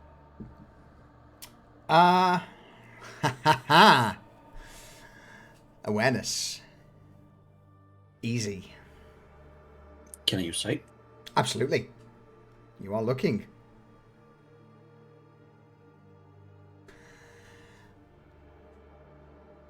On top of your elevator position, you spin the magnoculars round and start. The first group you notice, you kind of follow the route back to where they came from along one of the main streets. After the second group, you spot them on the street which leads to a rough area, and by the time that you see the third group arrive after 12, 15, 16 hours, whatever, it seems that there is a landing pad just off down the stretch. That's a air transport will land. The adepts will step off. They'll make their way, and at times, again, vice versa, when some would leave the compound, make their way down the street, hop in the air transport and away. So they're being ferried around. I take it it's at regular intervals. Absolutely. These seem to be around about 12 hours. Okay.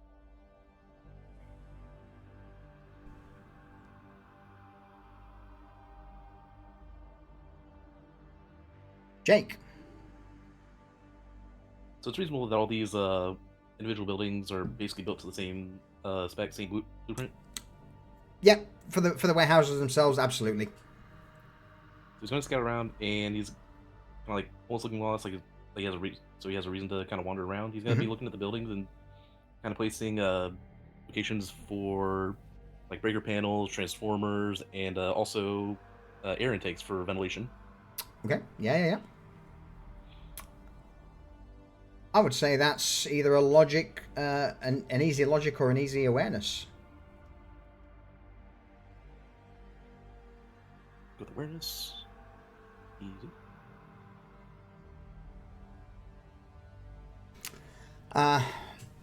Ventilation, you glance around, not too much of a problem. If the doors are open, these aren't airtight, sealed warehouses, so it would make it uncomfortable. Absolutely. Turn the ventilation off, it would be almost like being in a sauna. Difficult to breathe, but not hostile to life. A lot of the transformers and break. They're gone. Did he think that or would it be possible to put something like some choke grenades in the intake? You could, Have but the gas be these distributed through the. it would require a lot of choke grenades because these are Okay. large, flat Massive buildings. warehouses. Yeah. Okay. Yeah. Okay. As for the breakers, though, and electrical goods, a lot of them are on the inside of the doors. So as you go through the main door into the warehouse, you take a slight left, and that's where a lot of the breakers and fuse boxes, electronics are that power the warehouse for easy access.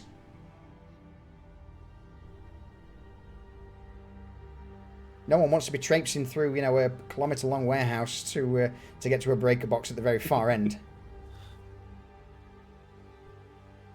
There's no like main panel that feeds the whole building that you can tell, or at least it's not easily accessible. The panels in the buildings themselves control that building, but you can't find like a central command or a central control point that could knock down multiple buildings. You just pull a fuse and turn off the whole building. Exactly. Yeah. You could throw a grenade at the fuse and knock out the whole building temporarily. Absolutely. But yeah, it's not just a case of flick a switch and lights go out. Right.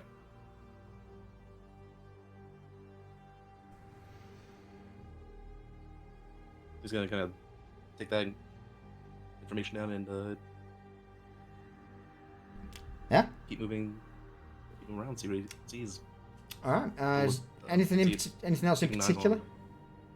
While he's kind of meandering around, he's gonna keep an eye open for patrolling gray robes. Okay. Just gonna get more information on. Like, he's not going out of his way to look for them. Yeah. He's keeping his eyes open in case they come up. You wouldn't see them.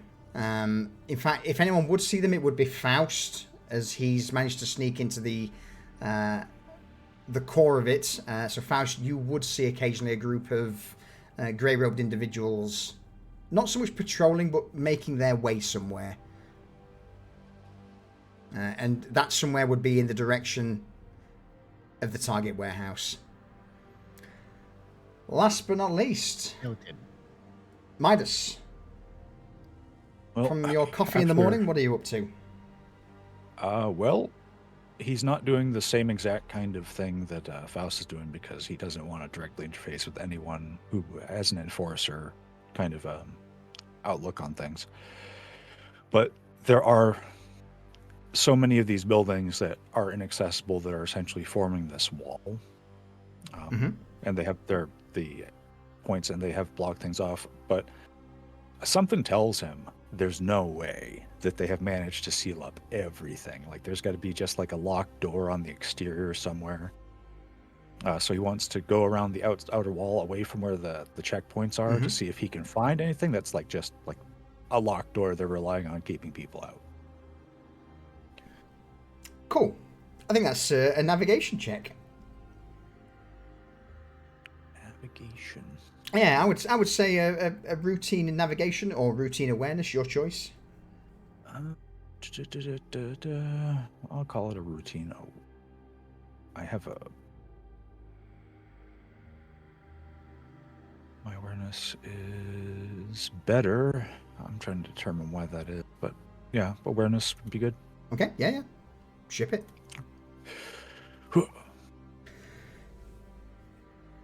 Fucking hell, you spend a hefty chunk of time just popping round, looking through some of the warehouses. A lot of the doors are locked, sealed, bolted, but eventually you do come across a section of the wall on the southern side that's got a panel that's been cut out. The rockcrete beneath has been drilled through, and a crawl you could get through into the compound. All right. The locked doors. The reason I'm asked about the locked doors in particular is I have the burglar talent. Okay. And I have a multi-key. Okay. What do they do together? Well, burglar, I get advantage on all tests related to breaking and entering, including like climbing walls, quietly breaking windows, anything to do with breaking and entering, I get advantage. And the multi-key, you can use a multi-key in combination with dexterity lockpicking test to bypass locks of Imperial design. So essentially, So yes, it's a tool to be able to attempt to pick any lock that is Imperial design, which is anything that's not Xenos, essentially. Yeah. And I get advantage on that. So yeah, I mean,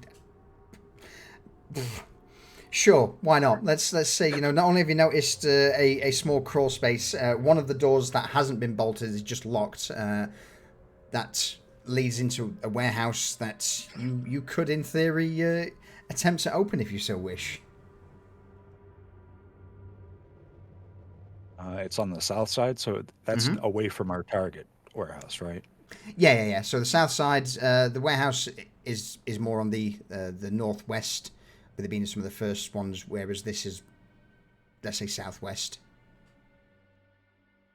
So within 45 minutes to an hour's walk. All right. Well, this might be if shit goes south or sideways, we might need to get out in a way that we're not anticipating. So he's going to try to just see if he can get it open, see what's on the other side, and see if it's secure as like a potential fallback if really needed. Okay. Dexterity, sleight of hand if you have it, or lockpicking. Sorry, dexterity lockpicking if you've got it. If not, just dexterity, and we'll go with for you. Is this something you do on the regular? It is a fair amount. It's not like all the time, but it's, you know, he has a passing familiarity with it because he does break into places. Sure. In that case, then I'll say it's an easy, and if you're using the multi-key, it's with advantage. Advantage. Smashed. Absolutely. What do you do? Do you insert the multi-key? Do you? The way I imagine a multi-key working is really not elegant.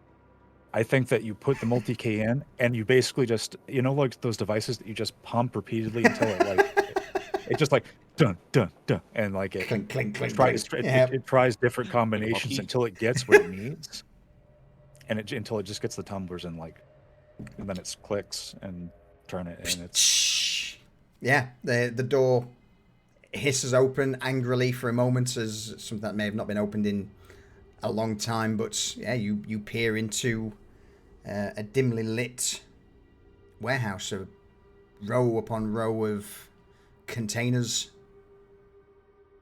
All right. He wants to he's going to put something like some of the debris to just keep the door from closing. So like there's no chance it's going to like automatically find. And he's just going to get it set up, poke around on the inside a little bit just to make sure the warehouse is clear. And then he'll be pretty satisfied with himself that he's found an alternate way out if something goes horribly. Absolutely, yeah. Hours pass, all of these various tasks that you've all completed coalesce towards the end of the day where you hear the klaxon in the distance. For you, Faust, the various labourers would start pouring out of the different warehouses into a mass of seething bodies as they make their way towards the exit. No doubt the rest of you would hear the sound of shift change from the workers and labourers. Late in the day. In fact, it's probably at this point starting to grow to the night cycle. And the close of day one of the investigation.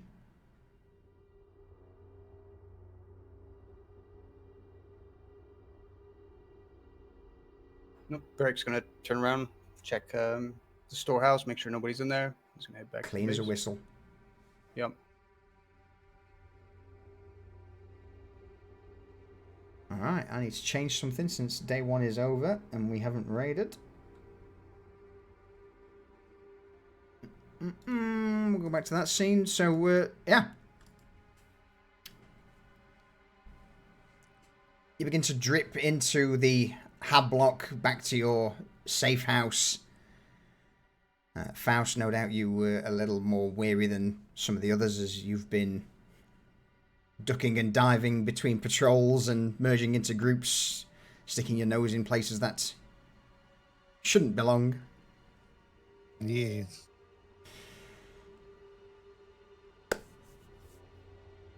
So it's the evening. What's the plan? Another day of finding out a few more nooks and crannies and information, or do we think we have enough I think to we're probably. go? I think we're probably got enough information to put a plan together and go for it. What do you guys think? I don't know how much more we can figure out from Yeah, I think we're good. just being outside. Anything more than what we have now, I think it's a waste if we wait.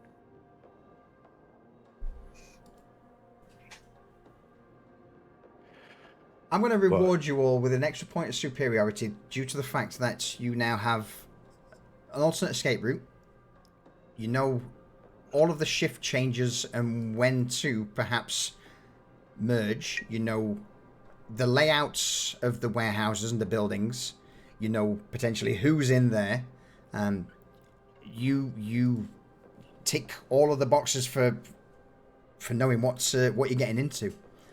Numbers wise, you've seen groups of 5 or 6 of these grey-robed individuals. So, best case scenario, group of 6. Worst case scenario, group of 12. Depending on what time you pull this off and who's on site. So yeah, I'm happy to award you guys 3 superiority. You know what you're getting in for. That's great. Makes me even more suspicious. But hey, it's good. It's cool. All right. So what do you say we go with the next shift change for the enforcer?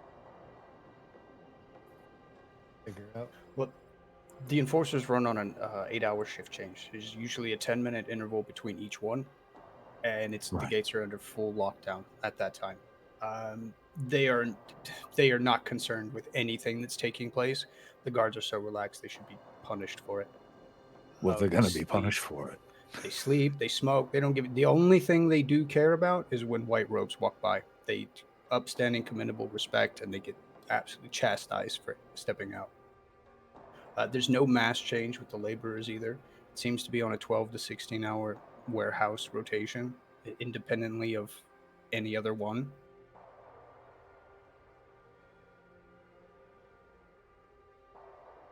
That would leave us roughly 4 hours between the shift change for the grey robes as well. They change out about every 12 hours. Is there going to be a window coming up where you could potentially have the main laborer shift change to help mask what we're doing? Generally, you could get a repeat, maybe, every 2 enforcer change. You would see a more amount of movement.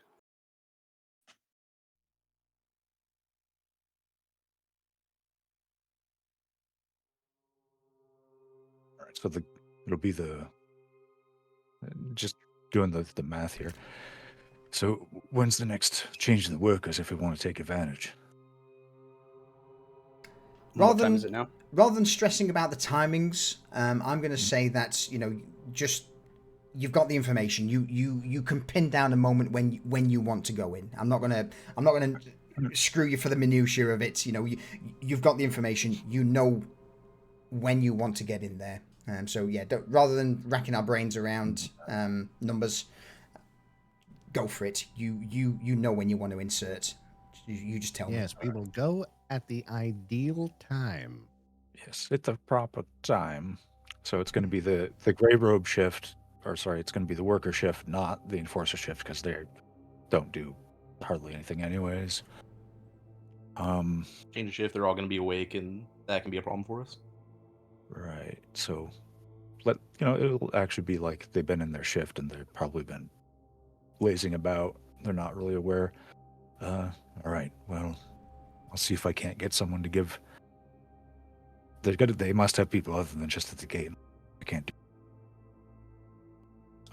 And So Midas is going to use his data pad to try to contact Old Ben, as he calls him, to see if we can get some assets to at the opposite end of where, basically the opposite from the warehouse, essentially.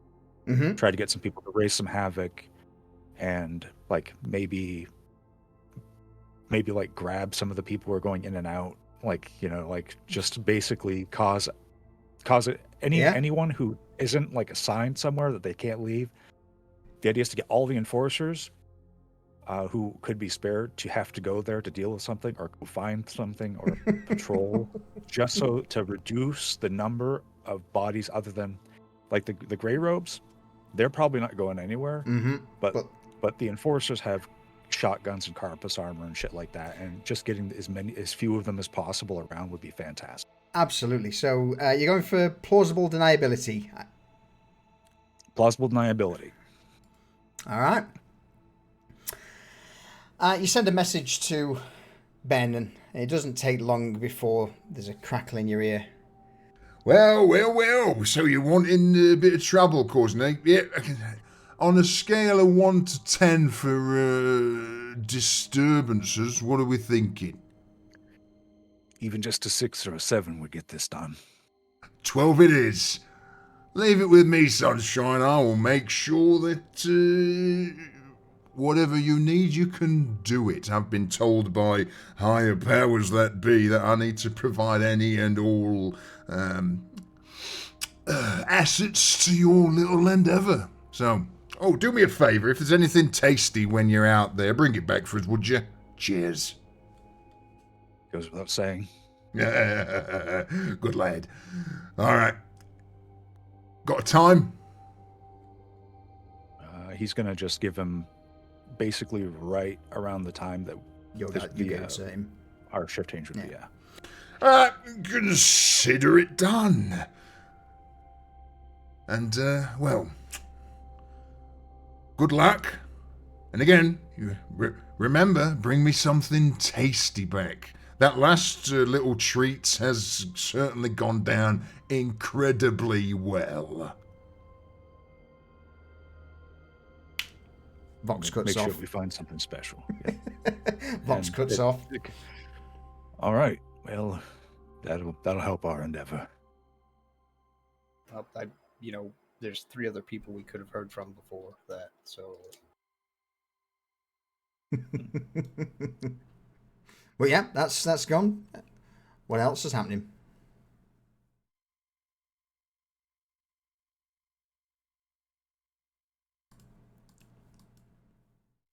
Do we know where the transports that are carrying the shift changes for the gray robes and the guards are coming from? No, that's not unless you put a call in to do some investigation, but that would take some time to dig through. Mm-hmm. It's not going to happen fast enough to matter. Yeah. That's something would need ID numbers for a team in the Void Port to sit down and go through. It probably wouldn't get to you in time to matter. Not to say it's not a lead for future, because it definitely is, but at this moment in time, yeah. Yeah, because the idea was going to be to selectively harass whichever ships were about to come in for shift changes, to just with any kind of bureaucracy, red tape, delay their takeoffs as much as possible. Great idea, but a little too. Unfortunately, timing. The amount of times it would need it'd be something for probably going forward into a next mission. Well, go ahead and call the investigation to get that part started. All right. Let's see. You send a message away. It comes back a few minutes later. Request acknowledged. We'll do some digging.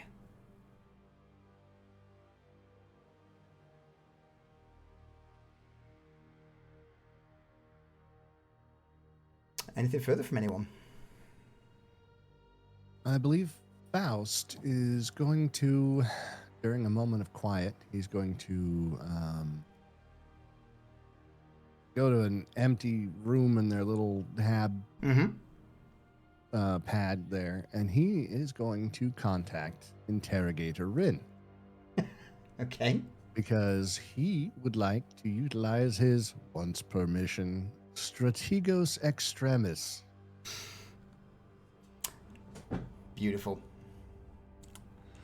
So he's going to contact Interrogator Rin and just lay out the whole situation, everything they know, the information they've gathered, and ask for his incredibly talented insight on how to conduct this raid. So, let me get this straight. The current options are to move in with the crowd or fly the seconded lander that you've been gifted into the compound, yes? Yes, that's what we're working with right now.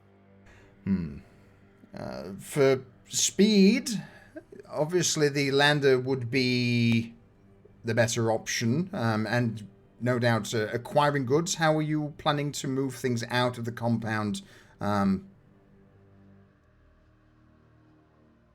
otherwise? Carry things out?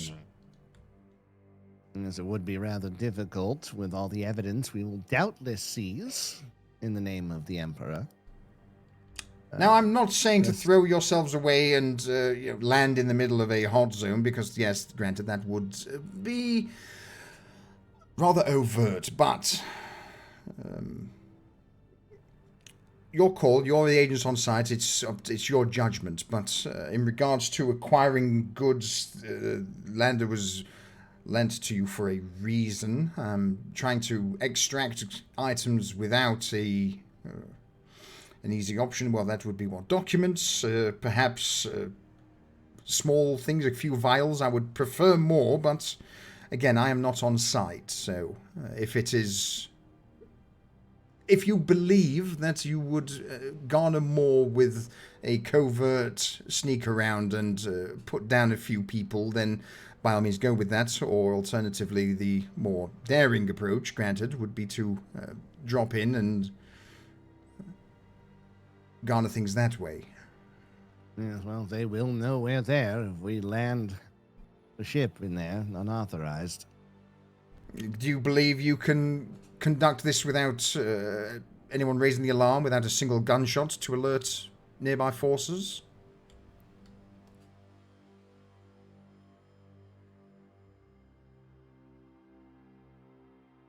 You mean in the event of the lander?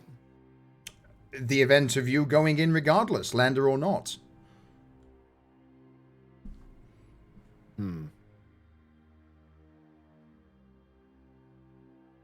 Does he think we can do this without firing a shot? That's your call. He's going to think over his party briefly. Guy with large gun, guy with large gun, guy with shock malls.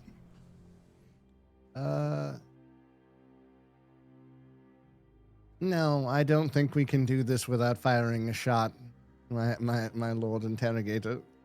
Speed is key. Agent, speed Yes. is key. There Because we go. I have no doubt in my mind, if this was someone raiding the Inquisitorial archives, we would make sure every nook, every cranny, anything that could tie anything to us would be immediately detonated or burnt. Yes. We have to go in, hit hard, get what we can, and get out. That makes sense.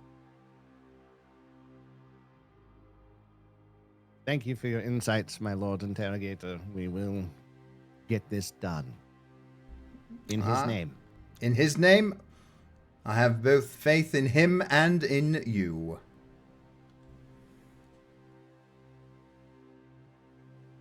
All right. Well, Faust votes the landing vessel, and we just sod the stealth and just get in there. I wouldn't have said anything about that if you hadn't have gone in and rolled with that. And let me throw it up so everyone else can see. I was just fishing for an extra There we go. for an extra superiority level. You know? Unfortunately, 3 is the maximum you can hit. Damn. But Well, we still got good info. yes. All right, so we've all set on this plan. We're all getting ready to go, right? Sounds to be that way, yeah. Anything Yeah. you wish to do, Barrick? Yeah, Barrick's going to look at everybody in the room and go, if we're going to do this, we need to have the bird loaded when that distraction goes off. We don't need to be fucking around trying to get evidence in this chaos. We want the light shit in our hands, not the heavy shit.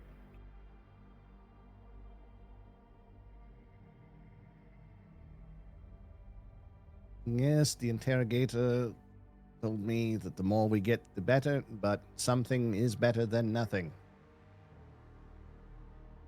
But if we land at the same time the distraction's going off, are we going to be able to take back off?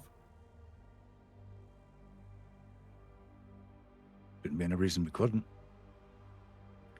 It's going to be a bunch of gangers out on the ground hassling the enforcers on the other side of the compound. Nothing should interfere with the airspace. It won't even slow them down. If I'm going to die in this, I'd rather not die with an arm full of shit. I want all the heavy shit away so that we can do what we need to do if it comes to it. Midas, you would know that with Uncle Ben saying he's going to go to a 12,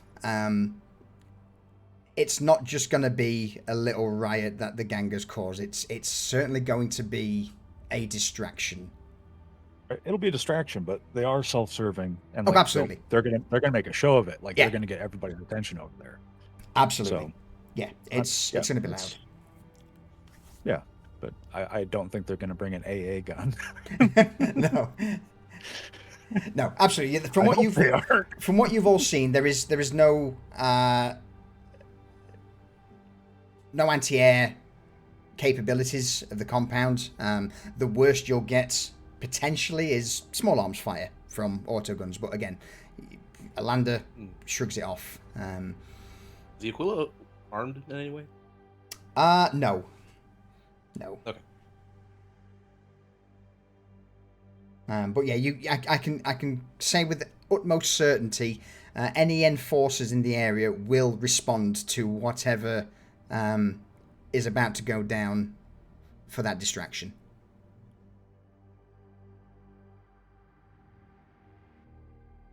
Beric's just going to look around the room and then stop at Faust.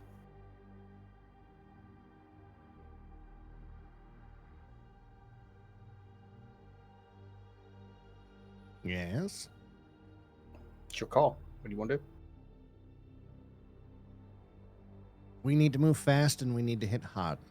And we need to get as much evidence as we can. It doesn't have to be crates of... it doesn't have to be crates and crates and crates of stems.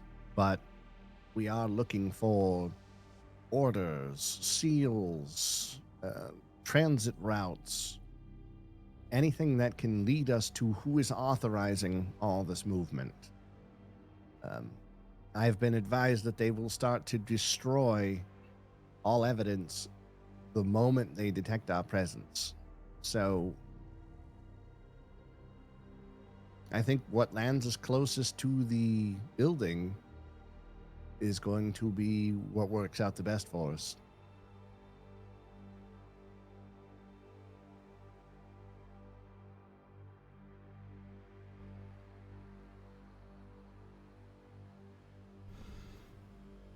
Jake, you would know that there is a landing pad just outside that you could drop on. The only question that I have above table is, are you going in using the disruption as cover, or going in, or is this a case of they cause the issue, pull the guards away, and then you go in shortly after or whilst it's occurring?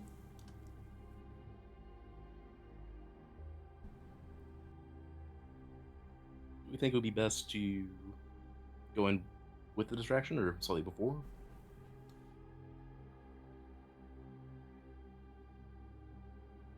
Yes, I mean, there's something to be said We for go slightly waiting for the before, distraction then to get. we'll get the most time going. out of the distraction. Serial. Then if Couple there minutes are we any land. questions, Hang on, Jake. Go on, Serial. Over to you. if anyone does question us about our IDs and then the distraction goes off, it could pull them away from us as well. And that would give us more time. Since we'd already be on the ground at the location.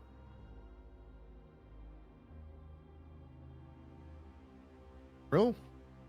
All right, we go in right before the time of the distraction. Boom. Decision made. I love this because I know in your head you're all like, yeah, I don't know what to do. I don't know what's best. So, someone make a decision, please. I'll be the guy. You'll be the guy. I'm the same when my wife's trying to figure out what to have for dinner. Yeah, absolutely. I know that Don't know what to feeling have. well. We'll have this. I know it well. I mean, not my decision to make. See, the agent of the Inquisition. Point of the agent. He's Tim. passing the buck on me. Man, listen. Sorry, default. I have to. So, the next hour or so is spent with you just, Jake, you firing the engines up for the Aquila, packing the necessary gear in. It He's sounds also like... getting changed into like his void suit and Yeah, make sure his gear is ready to just grab and go. He's even offloading like all the non-essential data on the data slate so he can do a download if he has to. absolutely. Yeah, love it. The rest of you pack your gear. It sounds like you're going in loud, so no disguises, no sneaky, just go on. We get to wear armor. Must be nice. Unfortunately, the guys in the last session didn't. Yeah, Jake, lander prepped. Oh, I heard. Yeah, must be nice. You pile into the back of the Aquila and wait another hour until you begin to hear the klaxons roar across the district, signalling it's change time. Jake, you take off, and in no time at all make it to the warehouse district. And it's here now where you would start to see from out of the side of the windows and from the cockpit that the various labourers and porters are starting to pile out of the various warehouses. Crowds of hundreds now line the main streets between these warehouses as they meander their way. You set the lander down on a pad that's now cleared of most, apart from a single grey-robed administratum adept who looks up at the lander as you're coming into land, looks at his data slate, looks back up at the lander, scratches his head, and starts to scroll through the pad.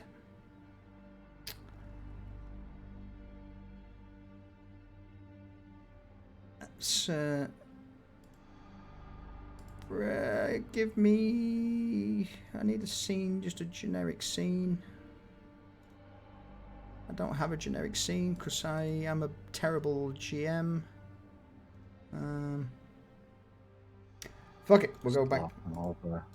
It's lost in the multitude of the ones you do have prepared. Don't worry about It is. It really is. I've got so many scenes prepared apart from the places you've chose to go. Apart from the one we need. You're welcome. Yes. Bar. I don't need a bar. No one's going to go to a bar. Okay, no, we're going to a bar. I'll leave it on this for now. Sorry. So, yeah, as the... Have I really not got anything? Oh, you know what? We'll just go to that cargo floor. That'll do. That'll do.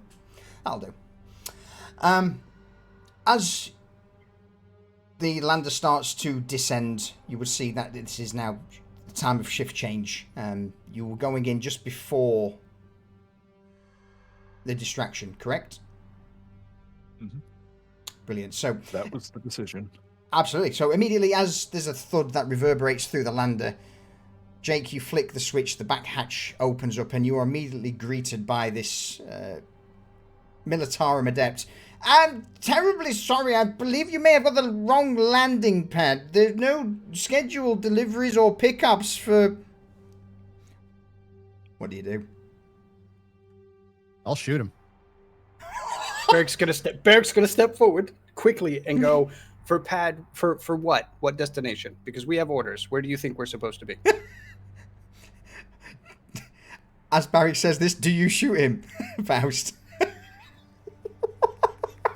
Faust has got his hand in his coat on like his hand cannon's ready to come right off that mag holster, but he's gonna wait and see once he stepped forward and started talking. He's like, No, the schedule have not had anything from the office in regards to any. What? I don't give a shit who you think I am or where I'm supposed to be. We have orders to land here, pick up our fucking cargo, and leave. Let us do our fucking job. You're picking. Roll me a presence intimidation if you've got it, please. If not, just presence. We'll go for easy because it doesn't know how to deal with you as you just berate him immediately upon the doors opening. No way. No way. very nice. He just goes wide-eyed, face pales. His legs shake for a moment. The data slate in his hand rattles. With that being a 1, the best roll possible, he pisses himself. He's like, I'm terribly. I don't give a shit. Just go down there, check somebody else, get off our fucking back. Immediately, yes. He just clutches the data slate to his chest and just bolts off. Not in the direction of the warehouse, but just away to an adjacent building. You just see him running off with this awkward skip. Hyperventilating as he runs off. Yeah.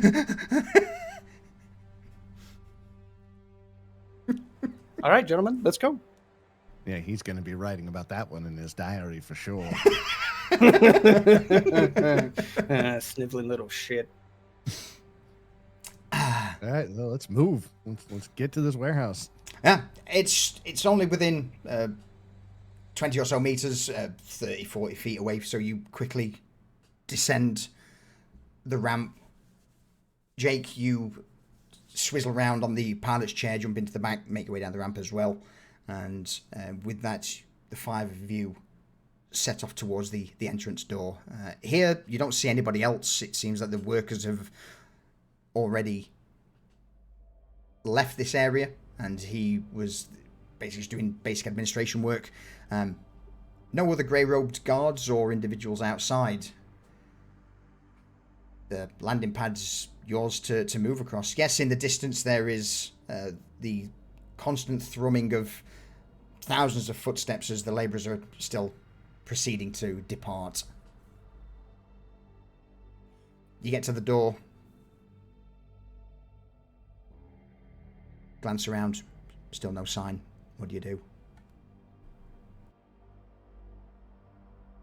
Around, see if there's like a like one of those sensors to tell if it's open.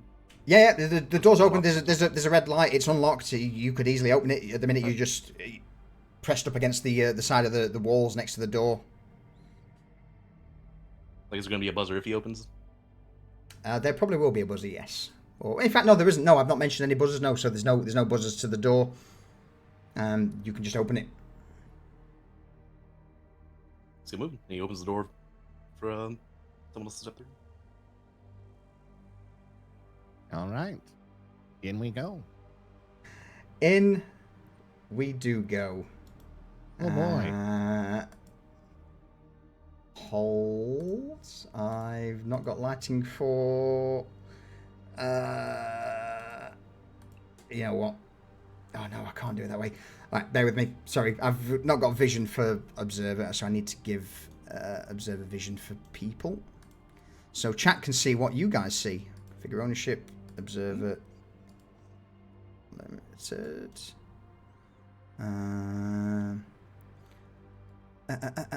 Sorry, guys. This is my bad. I didn't think about this. Configure ownership.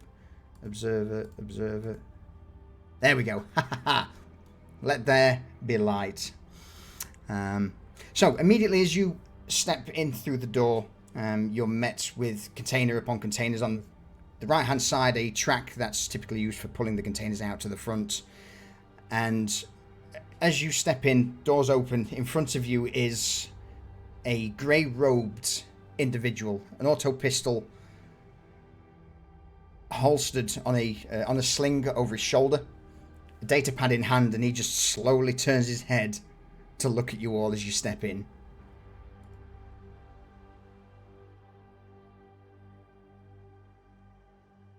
Ariel's going to take aim at him. Yeah? What do? You tell me. He completely taken by surprise, unaware, unexpected. Immediately, he shoulders his sniper rifle, drops down to a knee to steady his aim, and he just mentions the Faust. Give me the order. Take him. He's going to shoot him. Send it. Okay.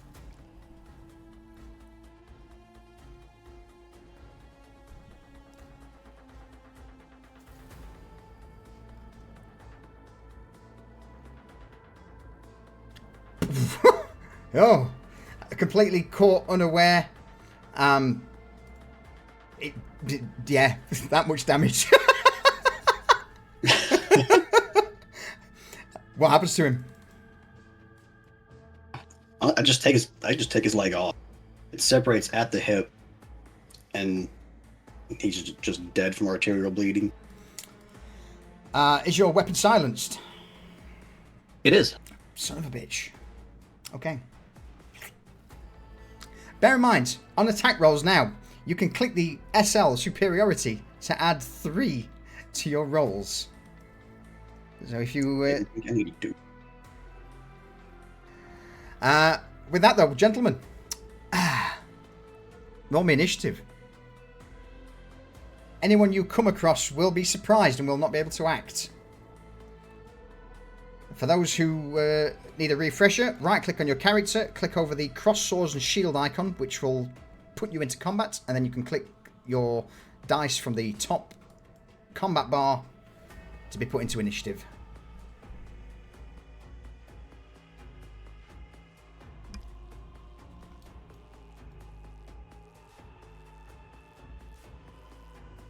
Excellent. So, with the first guy immediately dropping, Jake, you're up. What do you do? Just gonna look around and see if there's a higher vantage point to jump up to. These containers, you could easily jump up to the containers. All right, like this is one right next to him, right? Yeah. If you jump on there, I'll move you onto it because as a standard, you can't move through containers. Gonna click on the grab chute and hop on it. All right, let me quickly give chat vision for you because they can't see what you're up to. Observer. Boom. All right. As you grav shoot up. Sure footing. Yeah, as you grav shoot up and glance down, you see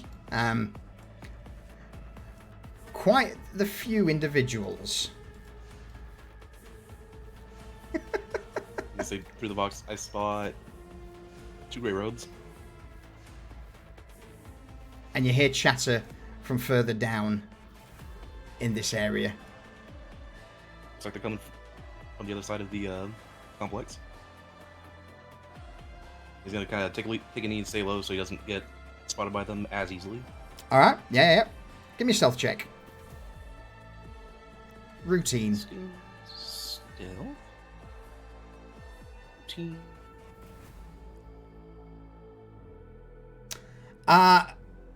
As you land on the top, speak down, the exhale of jet and the clatter of... I would like to fate reroll. Go for it. Wait, no fate points left? Yeah, you did obviously not reset them. I'll Okay. reset them for you. There you go. Oh. Done. Thank you. Right click. Okay. There we go. Even better. So, instead of landing with a heavy thud in your void suit and your, your boots, you let loose a quick jet, slow yourself down, drop onto the top of the container, see these guys drop to a knee. I've got the helmet on to muffle my voice. Yeah. So yeah, you're not speaking spotted. through the box beads. You're not spotted. All right. Any further movement? Any actions? Overwatch, hold an action, or yeah, you can move anywhere within. Like the middle here. Yep, you can move anywhere within that zone that you've entered. And it's going to Overwatch on the sector right here. If someone walks up, and they are they're actively. If the jig is up and someone walks over here, he's gonna take a shot. Absolutely. All right. Aware that it seems most people are in the western side of the warehouse at this point. Midas, what are you up to? Midas is going to move. I'm going to try to skirt this container, just move up here. Mm-hmm. And not seeing anyone, he's going to come up further. Yep. Action to run. Yep. So his action's going to be to basically second move and get to there. And I guess that's where he's going to stop. Okay. Faust. All right. So while the rest of the team is kind of fanning out, Faust is going to be looking around. These cargo containers probably have some of the stuff we're looking for, right? Absolutely. Yeah. So he's going to... Is there an opening on this one right here? Or not on... Yeah, so if you can't see a little red flash, it's on the other side, but these little red areas are ones that are locked. Yellow ones unlocked. Yellow ones are unlocked. Okay. So Faust will move back to this unlocked one and open it up and see what he's got in there. Absolutely. You crouch down, open the container, glance inside, and see just stacks and stacks of Medicaid crates. Each one carbon copy of the other, but on the inside of the container, sellotape, well, not so much sellotape, but attached to the inside by a wax seal is what appears to be either an inventory list or some other document. Oh, I'm going to take that. Yeah. You snatch it off. Yeah, I'll take that manifest for sure. Absolutely. And I'll try to make sure to get the seal too, because you never know. Maybe, Oh, yes, this stamp belongs to Lord Percival Pants. We know who that is. You never know. Absolutely. I'm going to allow that as your action, so you've got any movement if you wish to move into a different grid, or even your choice. Then Faust is gonna move along behind the Hive scum here.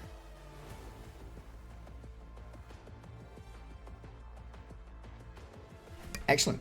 So yeah, you see, and that will be me. I think. Absolutely. Yeah. With first docket in hand, Sariel, what do you do?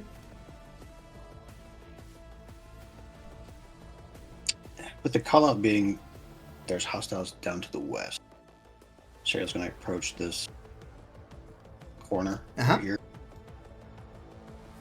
If I can move him just a little bit more. Move anywhere in the zone. There we go. So basically, he's just poking his head and his gun around that corner just to get eyesight. And he's going to take aim at the guy in the back. Okay. And that's going to be his action, take aim. Take aim, yeah. So throw aim from the combat tab. You've done it. Brilliant. This guy doesn't see you. He's currently just milling around. He's leant up against the container for a moment, just seemingly taking a break. Barrick, you're up. What are you up to? What do you want to do?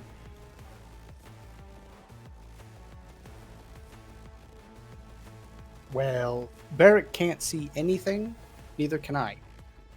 Can you not? No. Oh, We don't that's have vision of each unfortunate. other. That's absolutely fine. Blinded by hatred. Yeah, acceptable. Barrack has gone it's fine. blind. Does that? Can you see anything there, or is it still black for you? It's still the first one we entered it. Okay, bear with me. Let me remove you from Yeah, initiative. I thought it was intentional, but yeah, anywhere where we don't have direct line of vision to ourselves, we don't. Uh-huh. have Yeah, that. yeah, you can't see each other. That is intentional. Yep. Alright, vision enabled.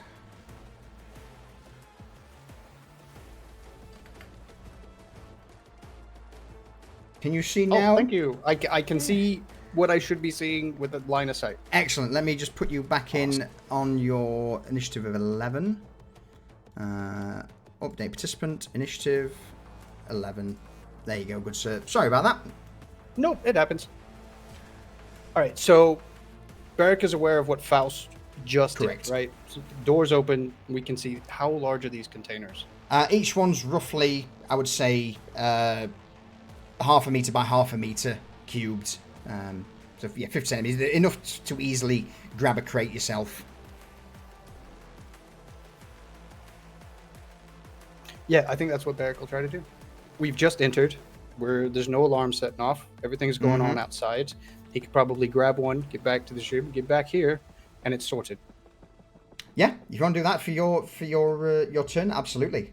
I'm happy to say you dip, grab one of the crates, sprint out of the door with it, drop it off in the lander, and then next turn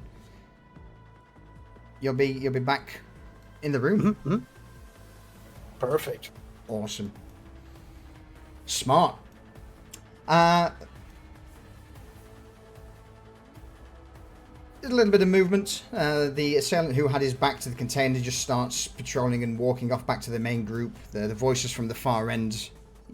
From here, you hear starting to raise. And one of you would no doubt see a red-robed individual make his way towards one of the other grey robes where they're talking, and he just points to the container in front of him, shakes his head. No one's made any sound or any notice just yet that would draw attention, so we spin to the top of the round. Jake.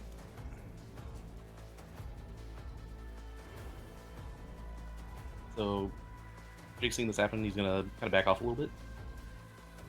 And he's going to jump across to the containers over here. Absolutely. Yeah. So, it would be a run action, basically, to move into the next zone and then a run. Because of the sure-footing talent, I am considered fast, which means I have 2. My normal Okay. move is Send it. Yeah. You quickly jettison across. And which direction? We know the layout Yep. already. So which direction would be the like the command control room, like the room that probably has the like the good documents, not just shipping manifests for individual crates. There isn't really any sort of separate rooms. If there are going to be any documents, they'd probably be on someone for the moment, and then taken off site. So keep an eye on the red robe.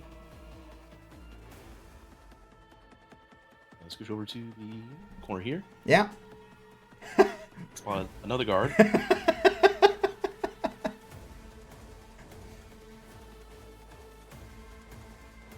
And yeah, again, he's just gonna keep overwatch on this zone.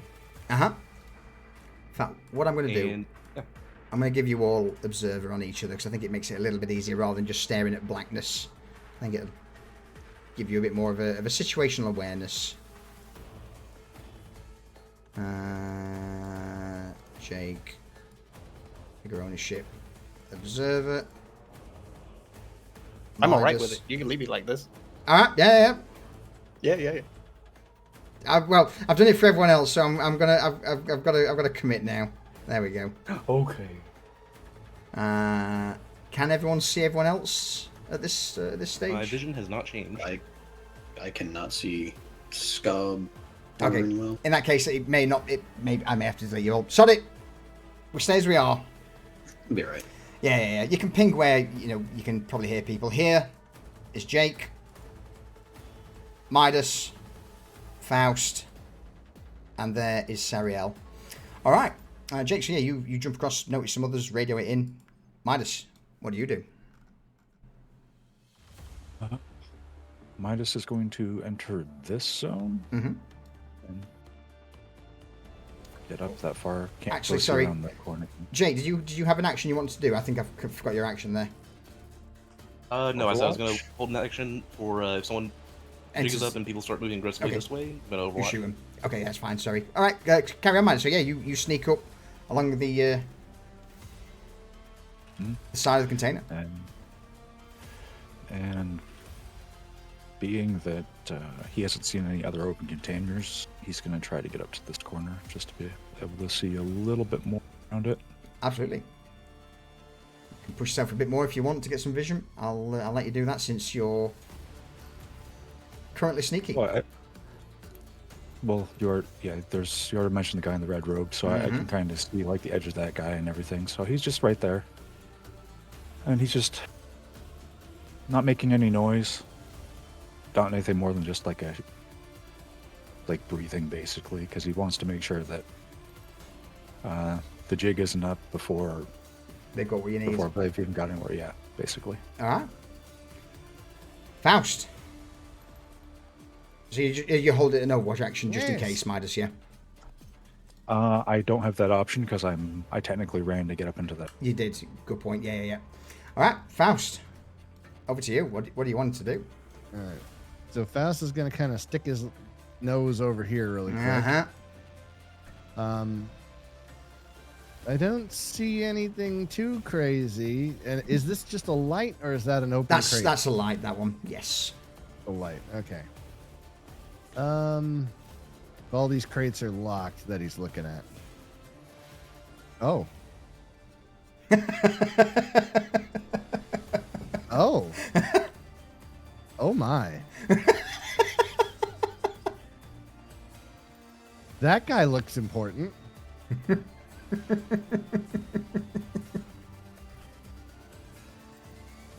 And I appear to have completely misplaced the rest of my squad. So just as a quick reminder, Jake is currently here. So I can probably see him. Yeah. You can see Jake on top of the container. So Jake's above you. If you round this corner, Sariel is just around the container that you're currently at, and below you here is Midas. Okay. So we're kind of like trying to get like a little bit of an ambush going on here. Absolutely, it certainly looks that way. Okay. Then Faust will level his hand cannon at this guard that's got his back to him, and wait for the bullets to start flying. All right. What I'm going to recommend is spend your movement just to go into this zone and hunker on the corner. That's a good idea. Just because then you're in short, you're in medium range of putting around in the guy. You're not at That disadvantage. is a good recommendation. There you go. All right. So Overwatch, hold an action to shoot if shit goes south. Yep. Beautiful. Sariel. Sariel's going to keep his aim on this guy here in the back, Yep. Okay. and he's just going to whisper into his vox, "On your orders, Faust." Can I give the order? Absolutely. Let's take them. Bring me the one in white alive. All right, he's opening fire. All right. Easy shots due to the fact that he's not aware you're there. You're aiming, and I believe in a surprise situation, you get advantage as well.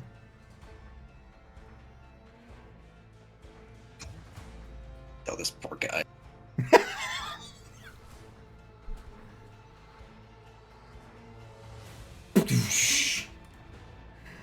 doesn't see the shot coming. What happens?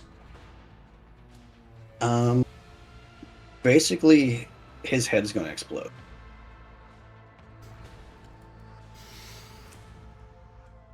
That's even a crit, too. Right through the eye. He just turns his head slightly. Yeah. Head was there. Next minute, disappears.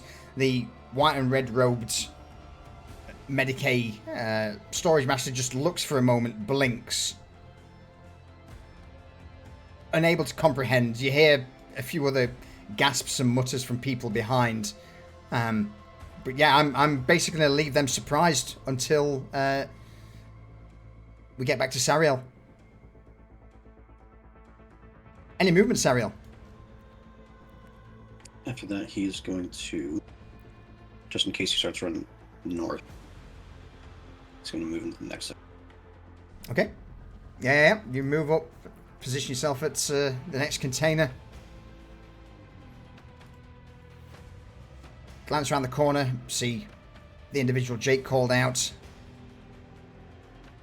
At this point, Barrick, you've returned from the lander. The first crate stashed safely away. You hear over the Vox bead that a shot's been taken, another individual down, and probably get the impression that things are about to go, maybe not south for you guys at least, definitely for the opponents, but shots are no doubt going to start ringing out. What do you do? Well, I'm not aware of anything that's taken. I mean, I'm where the shot was taken, but not where anybody is. I'm gonna move first to here. Yep. Can't draw in a line around. You've got to sort of go around. If you can see where it dashes, you can't go that way. So yeah, just ignore the edge and just loop round. There you go. All right. And as I can see nobody, I will take a run action. Absolutely. This way? Yep, anywhere into the next zone. You can go literally anywhere you want. And it's Right, here. I'm gonna right at the corner where I can see Faust, and then my own surprise. Oh! And over the box bead, I'm gonna go one crate secured. Beautiful. Beautiful. All right. Assailants and the storage master. The storage master just falls to the ground in terror, just watching this guy's head just pop directly in front of him. He sort of drops to the ground, scooches back a few steps, and you just hear it. What? How? What? I don't know, sir. I don't. Well, spread out. Spread out. And with that, some of the assailants are just going to start moving. One round the corner, points to this assailant in front of Faust, and Jake is like, what was that? What did you see? As this guy starts moving, if anyone wishes to take a shot with their Overwatch, you're welcome to. I mean, don't mind if I do. Sorry, I have a whiny dog right now. So good. Don't you worry about it. And this, with this back to you, easy shot. Round of surprise, you get advantage. There's a T to target the dude, and then from your combat tab, roll away.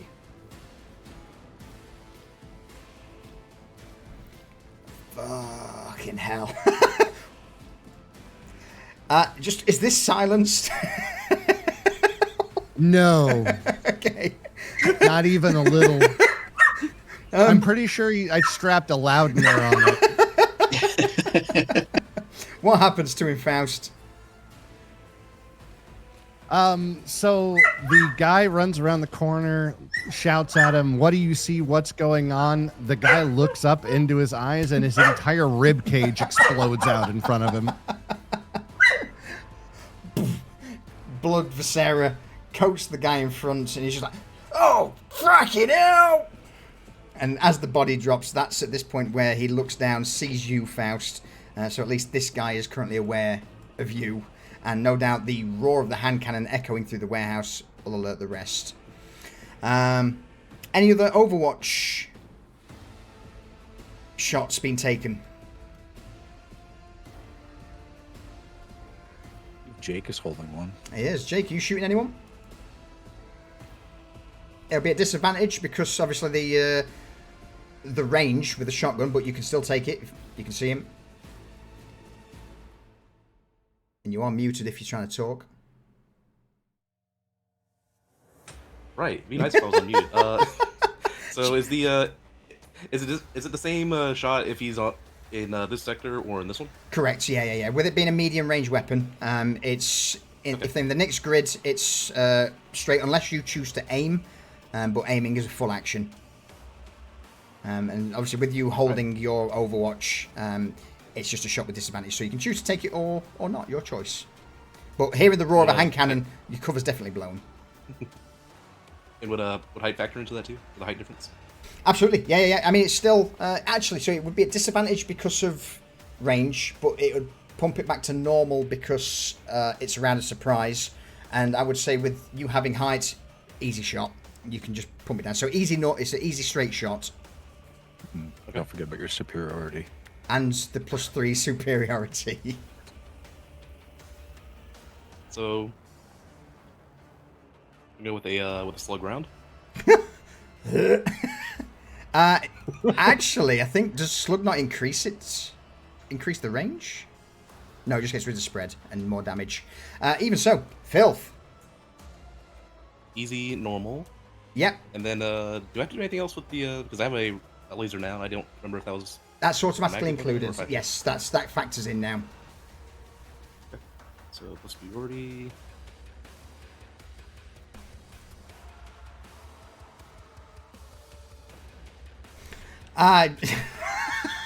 Oh, my people.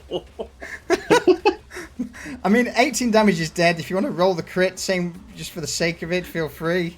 For the flavor. Yes, that's all that's left of his head. Yeah, that is all that's left of it. All right, slug, what do you do, Jake? So Jake, taking the knee, already having the clicks on the laser, and the man watches a red dot on his chest start drifting up and up before everything gets very loud and then permanently quiet. And the sliced ear also hits the guy in the white robe. The ear flies off, slaps him as he's on the floor. Oh, man. Well. What can I say?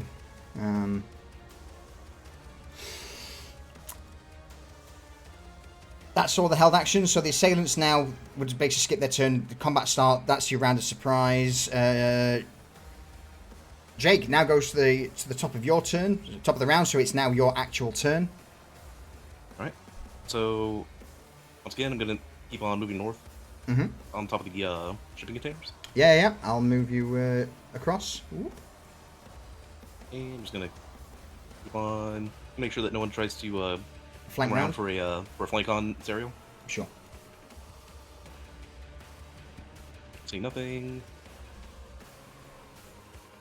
Gonna take a dash action Yep. Absolutely. to go across to this container. Not to worry. Oh. Not gonna- Yeah, I need it's not gonna to. look Yeah, it. I need to move you on there because of walls and reasons. Ooh. Well, free movement. That's really cool, man. Sure-footed when you've got superiority, just being able to bound around. I love that. That's great. Yeah, at this point, Just kind of take a knee, stay low, and any point of stealth is probably thrown. You just clatter across the top of these this is more- containers. this is more for cover. Yeah, just clack. But yeah, you get a full view of what's currently now arrayed in front of you, which isn't many. 1, 2, 3 are dead, 4 are dead, 2 remaining, 6 guys, and the storage master. Midas. Well, seeing how noises are happening, these three, are they in... That's not immediate range for all. Right? No, that's not immediate range, no. That would be Okay, so close they're range. not immediate to each other. Well, I mean, to each other. They're just all in the Yeah. same. So if he, for example, was there next to each other, that would be immediate. But yeah, I would say they're more Okay. they're close. Good. I want to make sure there wouldn't be any overspray.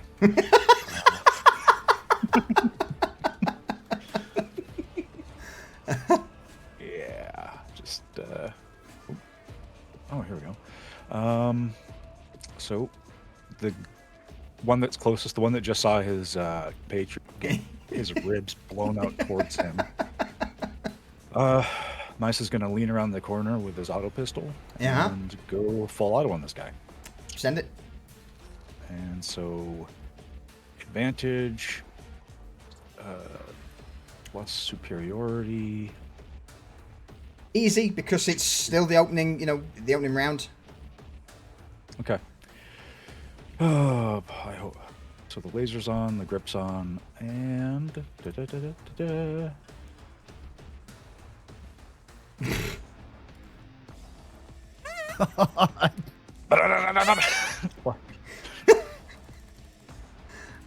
yeah, Superiority, man. And it's beautiful.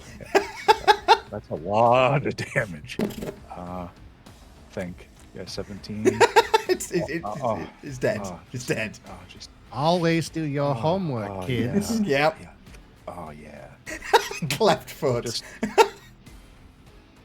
All right, so this guy is just standing there, and then from the side of him, just like there's almost like one of those fountains that like is, they're synchronized, so there's like a show going on with all like bursts going off everywhere. It's like that, but it's coming sideways out of this dude, and it's blood, and it just starts flying out of him towards this the guy in the white robes, and he's just completely hosed down with bullets. Love it. Love it. And Any movement?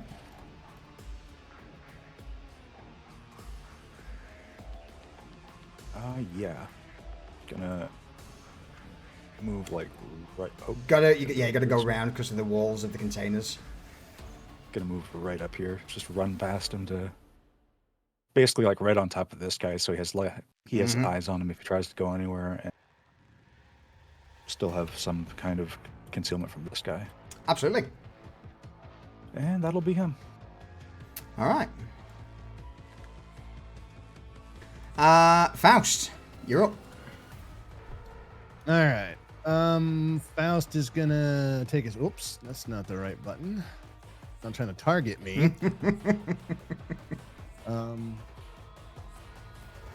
Faust is gonna use his free movement to come up here and look around. Oh, look, There's another dude. there's someone to shoot here. So I'll take my movement action into this square. And I'm going to let him have it with the old hand cannon. He sees you round the corner, and as you sprint towards him, hand cannon, he's in the process of trying to raise the auto pistol in his hand, but it's probably not enough. Okay. Easy shot, because he's currently fumbling easy around. shot? Yeah. Okay. And let's do it.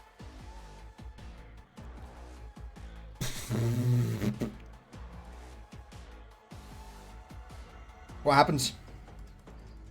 Let's see. Let's see what happens.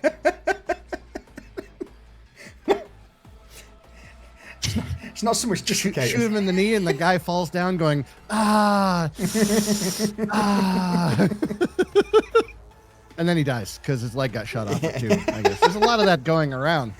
I think he's going to say it to his Vox speed. I think we need to aim higher. We're taking a lot of legs. And feetsies. All right. Give me them toes. Sariel. Well, everyone's dead that he has seen. So he's gonna keep moving north. Yeah. He's in hunter mode right now.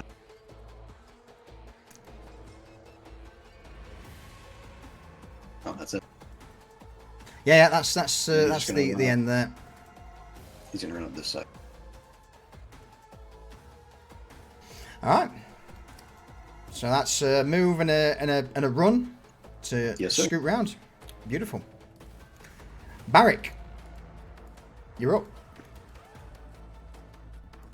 Having seen Faust go north and then west,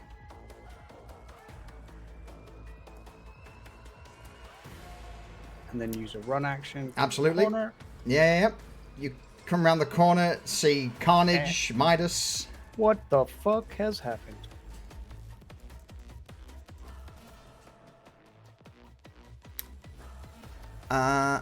Bear with me. Let me remove these assailants from combat since they're no longer part of it. On the floor, the store. Go on. Oh, that's good. I thought there was more. Yeah. I guess we got it, boys. Well done. On the ground, the storage master, Midas, you would see him just looking at these dead bodies and immediately just starts punching the data pad in his hands. No, not like this, not like this. Get them, save me, do something. Okay, so I took. He's trying to do something with his data pad. Mm-hmm. I want to try to use it as a reaction. You can tell me if it were within range. Okay. I'm going to try to use distracting, center of attention. To interrupt an individual making a test, imposing disadvantage on the. Oh fuck. Yeah, okay. So I'm just going to be like, that's right, we've got you now. Oh, you bastard. You swine. Okay, what would this be? Let's go with dexterity for him punching stuff. So dexterity, routine at disadvantage, because he's just punching his data pad. Oh, come on, don't fail this. Don't fail this. No! No! As he's slamming around the data pad, the blood that's been splattered on him is on his hands, and his hands slick, sliding over the data pad. He just can't see, his fingers shaking, he just can't seem to hit the one thing that he's trying so desperately hard. Roll me an awareness hearing check if you've got hearing, if not just awareness. That same goes for Barrick and Faust, please. Normal challenge. I would say in this situation with the sound of gunfire stopping, it would be routine.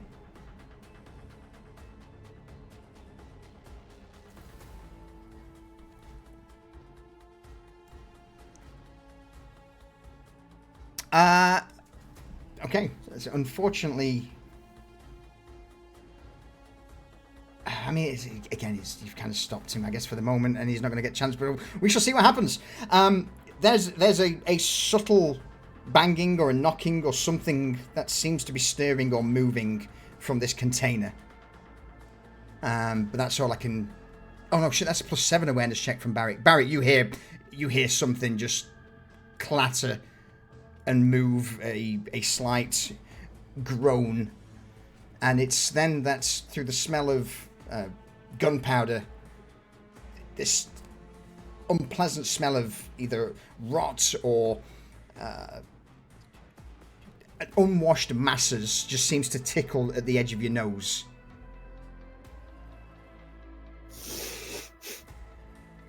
Cool.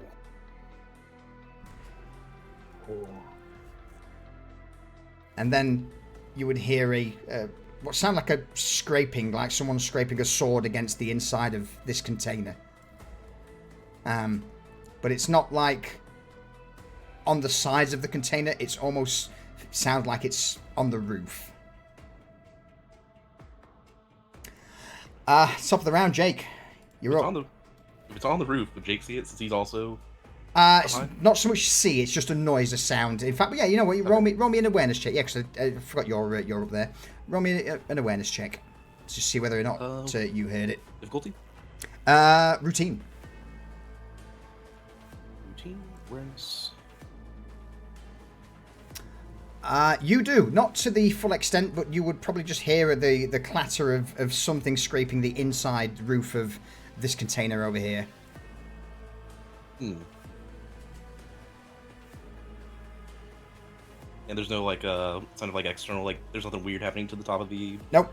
The metal's not breaking. It's just as if something inside is reacting to outside stimulus. Okay. Are these doors up at the top of the map here? Which one? Sorry, what are you thinking? Just assuming the doors up top in case someone gets curious. And it's not so much door. Just imagine that this extends out to the full length of the interior of the warehouse. It's basically just the interior of the warehouse is just these containers that have got a 6 to 8 foot gap between them that goes on. Okay. Let's see. So Jake is going to look at to get to the corner here. He's going to jump down and try. And part of a kind of like a tackle, he's gonna knock the data pad out of the storage master's hands. Sure. Let's go with an opposed check. I think that's athletics might against his dexterity. He's on the ground, so it's easier for you. You get advantage.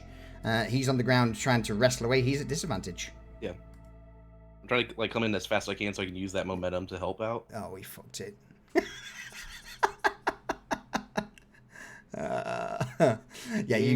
You jump down immediately, knock the data pad out of his hand. It skitters across the concrete flooring, a couple of meters away, well out of reach. He's like, no, not like this.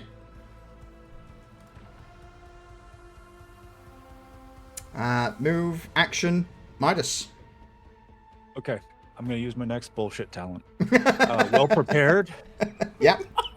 I actually have a canister. I actually have a hit of trank on me.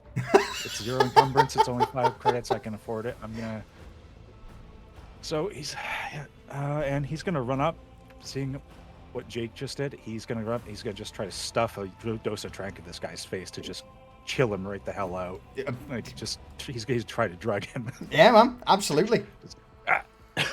He's obviously going to fight. I'll say the same thing again. Either athletics or dexterity against his dexterity, your advantage because you've got your full faculties. He's on the ground now, surrounded. Jake on one side, you on the other. So disadvantage dexterity. Can Jake use a reaction to kind of like help him out, like just hold him still? Sure. You know what? I'll bump that from a challenging roll to an easy roll then. If you're going to use your reaction to help out. So easy dexterity or athletics with advantage. That's easy with advantage. Oh, please do well. A 25. All right, sweetheart, gentle down. Take your medicine. Is this an inhaler or an injector? What's it look like? It's an inhaler. So he's got the inhaler right there, and he pops the cartridge in.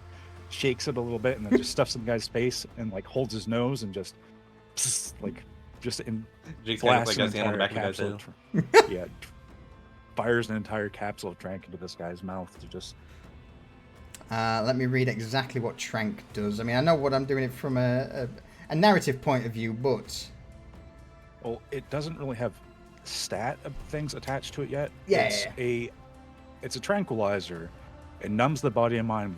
Provides a very different feeling than being drunk on AMSEC or spirits. Through those similar result, the effects of trank are unpleasant, depressive, and acquire an acquired taste. While under the effects of trank, the user enters into a depressive mood. Some versions of trank are much higher quality tranquilizers and cause the user to become unconscious. So I'll do that then. I will say that you hit him with a full dose of trank, just multiple like an inhaler forced into his mouth. He breathes it in. He fights it for a few moments, but as Jake's holding him down, you on top of him, boot on his chest. It doesn't take long before he just passes out unconscious.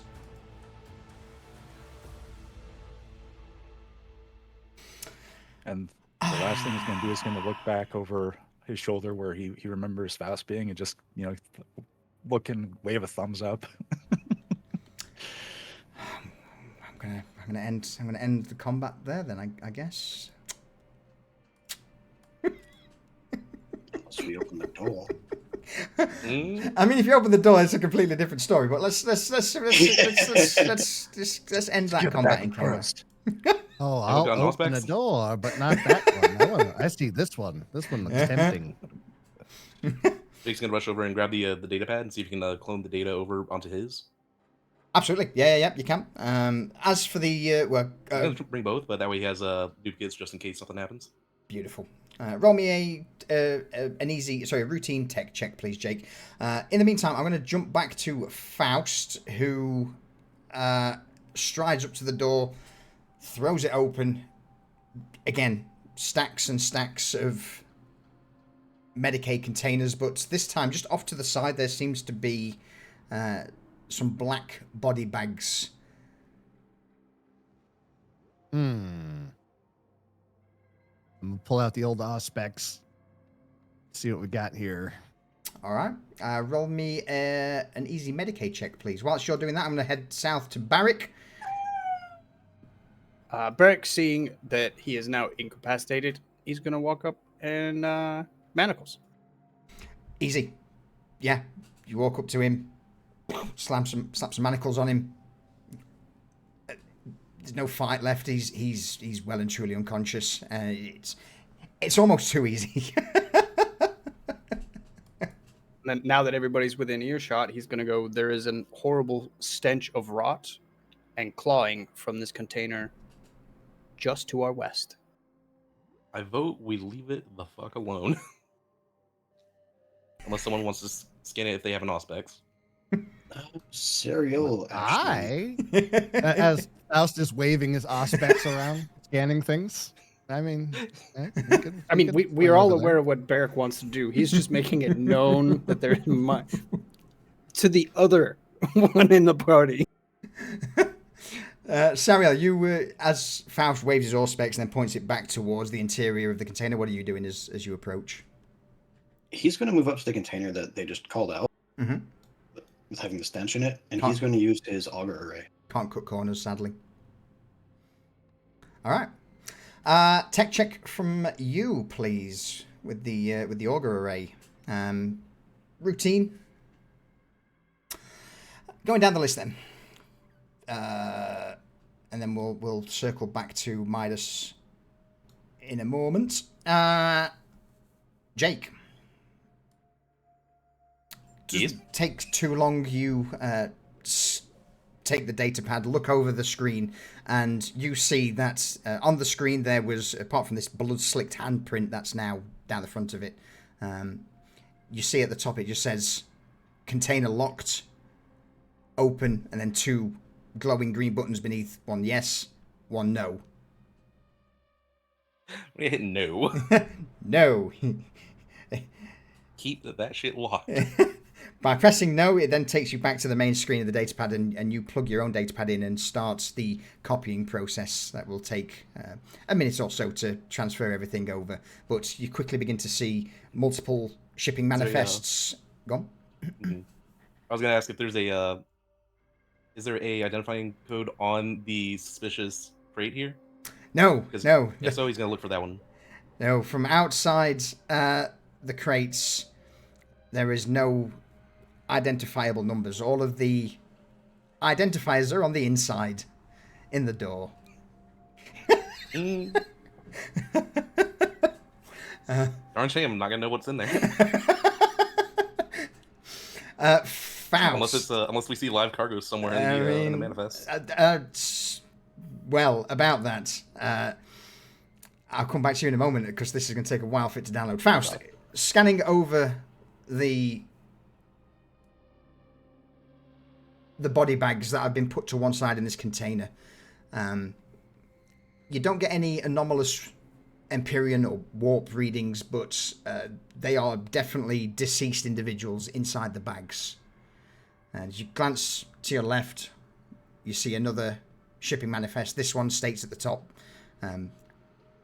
Medicae ampules times X amount, and then biological matter times 10. And you quickly check the results from the Auspex and see that there are indeed 10 body bags. Is there any, does the Auspex return any data about any other anomalies or abnormalities with their... In this... sorry, go on. No, I was just asking. Yeah, in this container, no. No, Okay. it's just purely bodies of the deceased that have been bagged up and have been seem to be being sent along with these Medicae stims somewhere. I mean, I suppose that's not the strangest thing to see in the Imperium. I mean, bodies are just another resource. Mm-hmm. Absolutely. So I'll take the manifest and drag out a crate of ampules, I guess, and We want to take a cadaver go as well. see. A whole cadaver, see- not just... You want to take a body? You want one? You hungry? See if there's anything weird that doesn't show up on a quick scan. I mean, I'll drag a body bag out of there. How hard could it be? What's your strength? 30? Yeah, you're good. You're good. Yep. Uh, Hey, look what I found. whether or not it snags on something's a different story. How dexterous are you? If you recall, my stats were kind of bullshit when I rolled them. I got 32 agility. Yeah, sure. One. I'm gonna let's see whether or not one of the bags snag on something like, a sharp piece of metal inside the container. Give me a routine dexterity check, please. One routine dexterity check, primed for failure. Let's go. All the fluids are going to be on your shoes. Oh no! You feel as you start dragging one of the bags out, it snags for a moment, but you're like, not today. Faust appears to have an unnerving quantity of experience with dragging corpses. He knows Eric watching exactly this where to feat grab take them. place. He's just not bothered by it, dead stare, but just, yeah. Augur Array, Sariel. There is a living thing beyond the metal. Something large. There's no Empyrean or warp-related readings, but the biological readings. Human? Question mark? He's going to basically plug his data slate into his Augur Array and just download all the readings that he gets. You get a rough reading of a creature of 9 feet tall, incredibly bloated. There's a few electronic readings as if something has been either attached or is active within the container. And again, whilst the humans are the readings are human, there's definitely mutation at play in there. Is this crate like electronically sealed? Yeah, they have electronic seals on the locks, which the datapad was going to be used to deactivate it and release the beast. He's going to drop a mag from his rifle, look at the ammo at it, and turn to Faust. I might be able to punch a hole into this container and take a look at what's inside. Let's secure our captive before we play with the box. We can say Great that last, idea. yeah. Of course, we'll do this the smart way. Just giving options. Yes. Secure the cargo master in our ship, and then we'll investigate this box further. We need to know what's in there.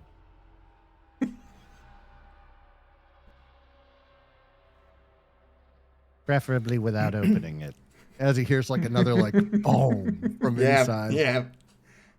He makes the sign of the Aquila. Barrick, are you happy with this? Anything you doing? With your shackled man? He's grumbling. He's grumbling because he's conflicted. We have secured everything we've been asked to, per the mission parameters.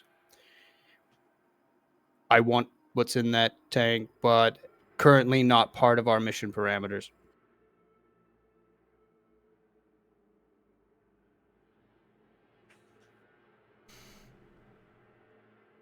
I will say then, for the sake of cleaning things up a little bit, you quickly escort the storage master out into the Aquila, and at this point, I would say you've probably got 5 or 10 minutes, more like 5 minutes before the scheduled disturbance is to occur, unless of course you want it at this minute in time. But otherwise, if not, then I'll put a time limit of 5 minutes before certain individuals start causing a ruckus outside. Because bear in mind, you've just stormed this place in 20 seconds. An adequate performance, yes. Why don't we grab as much shit as we can, and then GTFO. and then maybe like Search the body. I'm not against the shoot a couple of peepholes in the box idea, but I'm As it kind of scared. hit like an electrical. Kind of looks at his hip and sees the last counter. It's like, oh, you don't have to spend ammo on it. Oh, I mean, so phase one, we spend a couple of minutes grabbing more crates and bodies and just packing them into the thing, right? Just get it loaded up, and then and then phase two, we cut a peephole into the crate, while and they're cutting it. Faust will stand all the way over here. Jake's got the grab chute primed and ready, so he can jump back on top and GTFO. Sariel's gonna back up a little bit and just take aim at the fucking opening at the crate. I'll move these bodies out of the way and say that you stack them to the side. Just out of interest, is anyone wanting these stub autos or to pick up an auto pistol from one of these guys? If they have a body glove, Sariel will take it. I think anything they're wearing is no longer of use. Yeah, pretty much. Yeah, everything's got. I mean, some of them only lost their heads, so the body. That's true. I did pop a couple heads. So Yeah. All right, then I will say then, Sariel, roll me a challenging dexterity to see whether you can peel the bodysuit off of this guy in a timely fashion. Keith. Yes. Son of a bitch. Grab yourself a bodysuit from the armory when you've got a sec. Okay. Well, yeah. It's as you're in the process of peeling this bodysuit off this guy, it's all sweaty and unpleasant, but you don't care. It's yours now. Whether it'll fit, who knows? We'll find out. But I'll get it modified. The rest of you start moving to the container. Jake with a las cutter, and it's there. You just hear 3 boom, boom, boom bangs from inside the container. Deep breath. You all ready? Only in death. Really do the quick, end. Uh-huh. I'm going to reload my gun. I'm gonna swap to the man-stopper bullets. Jake still got 11 slugs loaded. I'm just gonna do that. Yeah. That's got 4 man stoppers in. I'm gonna Put in the big bullets Where- with the skull and crossbones on the side. Where on the door are you cutting this hole into, by the way? Onto the side where it'll have to still move like a lot of material if it tries to use that as a way to get out. Okay. And it's not gonna be a big hole, just enough to look. Just enough to look. Yeah. All right. Just Jake. enough to put a bullet through. You step up to the side of the container, last cutter in hand. Far away as I can without while still getting it done. It's like a plastic cutter from Dead Space. Oh, I like how everyone's like, maybe not, maybe not. Not everyone. So yeah, you begin to cut into the material of this container. As soon as the circle's complete, this wave of noxious, unwashed vapor and scent just immediately rushes out into the somewhat cleaner air. I need you to make me a routine fortitude check, please. I have a void suit on and is sealed and using internal oxygen. Ah, you do. Never mind. You don't need to roll against poison. But I Good. do because I'm standing right next But to you it. do. So yes, poison. If you have it, if not, just a fortitude check. How do you react? This is unpleasant. This is something you don't want to breathe in. And I just step back, where it's a bit fresher, and I just stare at Faust. Faust is busy putting in his filtration plugs. Jake hands a respirator as he. Jake's gonna hand him a respirator as he walks off. All right. and he's going to switch to his, which is not very typical of him, but he's going to switch to his shotgun Okay. because that stench is horrible. Absolutely. Jake, I'm going to move the respirator from your inventory into Barrick's inventory, so he's now got a respirator. All right. Barrick, you have a respirator. And I shall equip it for you. There you go. If you want it equipped, or do you just want to man mode it? Well, no, let's go with it. Let's. He locks this foreign object around his face. Mhm. You know, he's not very pleased by this, and then he moves back into place. All right. Hole's been cut. Now what do we do? Well, what's in there? Whatever you do, don't put your face against the hole. Yeah, no, I'm gonna do a little shuffle around, kind of like move around to the side to kind of get the bigger picture while looking through the hole. It's dark inside. Pitch black. Ooh. There's no lights. Barrick is Bloody hell. digging around his band. Fuck! I left the globe in the ship. Seeing that they can't see in there, he's going to come up and he's going to just hand over a stab light. Nice. Nice. Nice. Yeah. and I'll mark that one off of my inventory. Thank you very much. I'll give it back to you after we're done. After you put it in that container, I don't want it back. Oh, I thought Stablet was like a flashlight. It's like a bright glow stick. So Okay, so yeah, now we're gonna. Let's illuminate the thing with an eerie green glow. Uh-huh. it's reusable, but it's also expendable.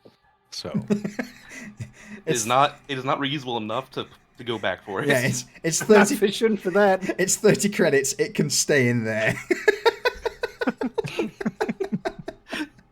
So yeah, we're gonna just chuck the Stablet in there and Turn it on. Pop it in. This yellowish green glow illuminates the interior of the container, and as you begin to position yourself around Jake, I'm going to need you to make me a hard discipline fear test, please, as what comes into view is the most unpleasant, most horrific mutant that you have ever seen. It's humanoid-ish in form. you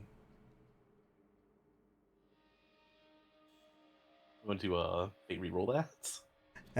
Fate reroll. Okay, yep. Barrick, you too. As you're moving yourself around, glancing. Oh, it's even worse. What's do you wish to reroll a fate reroll on your? Yes. Yeah. I do. So right click on your -3, and then it should give you the option to fate reroll.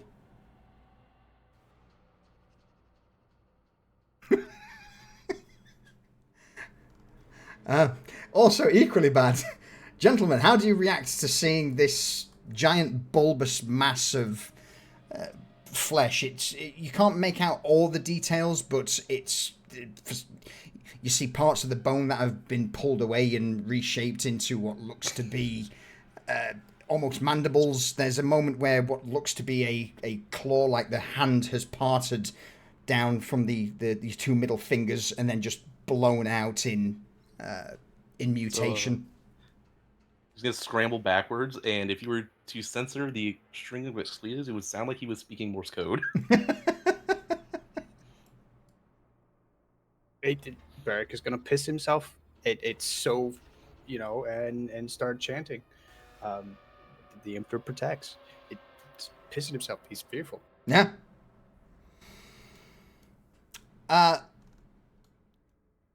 You don't get much chance to call out as soon as you peer in, see this Faust, Midas, and Sariel. What do you do? Just seeing Jake immediately recoil and Barrick just start chanting words to the Emperor. The immediate response is, "We should probably leave then, hey?" Guys, go. I Ariel have is like- determined we have gathered enough information. We shall depart. Immediately. And then he's gonna start heading for the exit, and he's gonna be doing that walk. You know, the one where you're trying to hurry, but you're really trying not to look like you're hurrying. You know the one. All right, let's go. We got to make sure the cargo master doesn't get loose or anything. Let's make sure you fill out your reports. It's got to stay fresh. It's now you begin to hear rhythmic thumping as something just starts to reach for the glowing object that's been placed in its container. Ariel's just going to scope into the little hole that they cut in and see what he can see, because he's still curious. You're going to scope in and look? All right. Yep. Give me Closer. let me have a closer look at the fucking horrific mutant. Sure. Sheer horror in 4K. Give me a In fear. 40K. 40K. A hard discipline fear check, please, Sariel.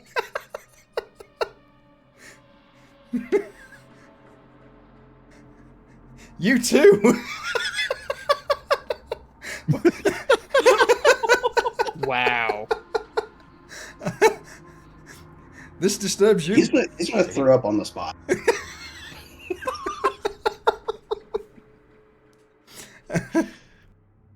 And then just go for the door. Just leave. Yeah.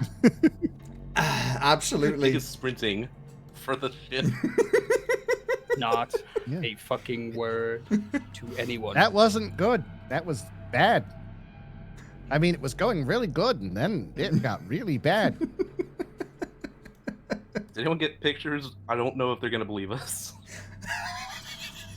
Actually, They're gonna have to take a word for it.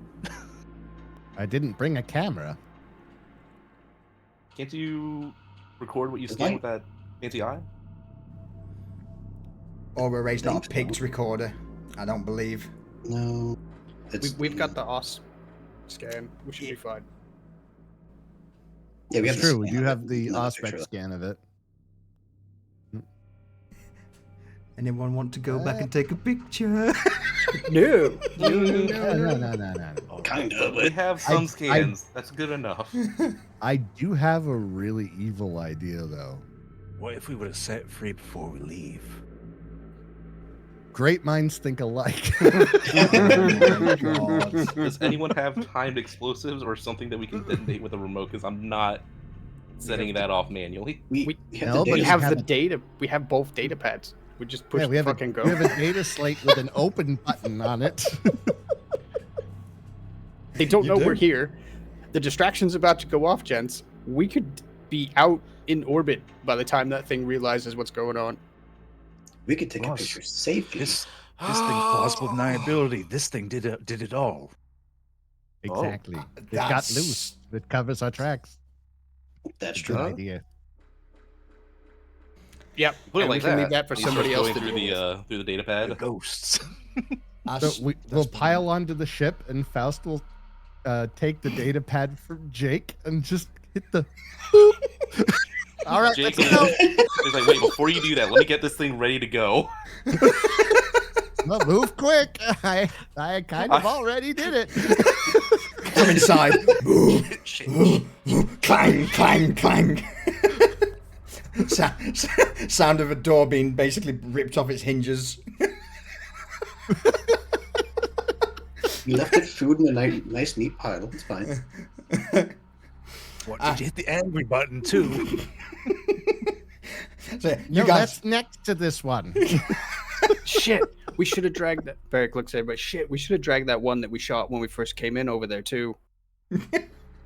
It'll find it. Okay. I'm Fair sure enough. it'll be. Yeah. so yeah, you bundle into the back of a incredibly stuffed Aquila lander, various crates, a multitude of documents, and a couple of body bags. 3 body bags, Yeah. 4 crates, armful of paperwork, and one body. And one Not just a head. very knowledgeable prisoner. Yeah. Yeah. Exactly. And of course the prisoner, and it's with that, Jake, you begin to flick the last few switches necessary. The engines roar to life, kick out a plume of dust behind the lander, and like a bat out of fucking hell, We are gone. oh, vertical, out, gone. Destination, I guess it's straight back home. Are you stopping call off? comes over. Yeah. So it basically is, as soon as you take off, you're a couple of meters in the air, and it's at that point, looking out of the cockpit window, you just see a quick flash over towards the eastern side of the district, followed by several loud booms. Whilst you aren't aware at this moment in time because you can't see it, there is a group of gangers who have acquired some disposable launchers and have just put some rockets into one of the gates. Nice. Immediately, sirens start blaring around the compound. You imagine that any enforcer anywhere is now currently scrambling for their gear and heading towards the eastern gate. It's gonna be a very nasty surprise. Not our fucking problem. Yeah. Leaving the beast to rampage unopposed. Uh-huh. What happens to said mutant? Who knows? It depends if someone's tasked to The puts report it will down. probably stay back up. Assassination. Do we have an assassin team that we can assemble to get rid of a mutant? We shall find out.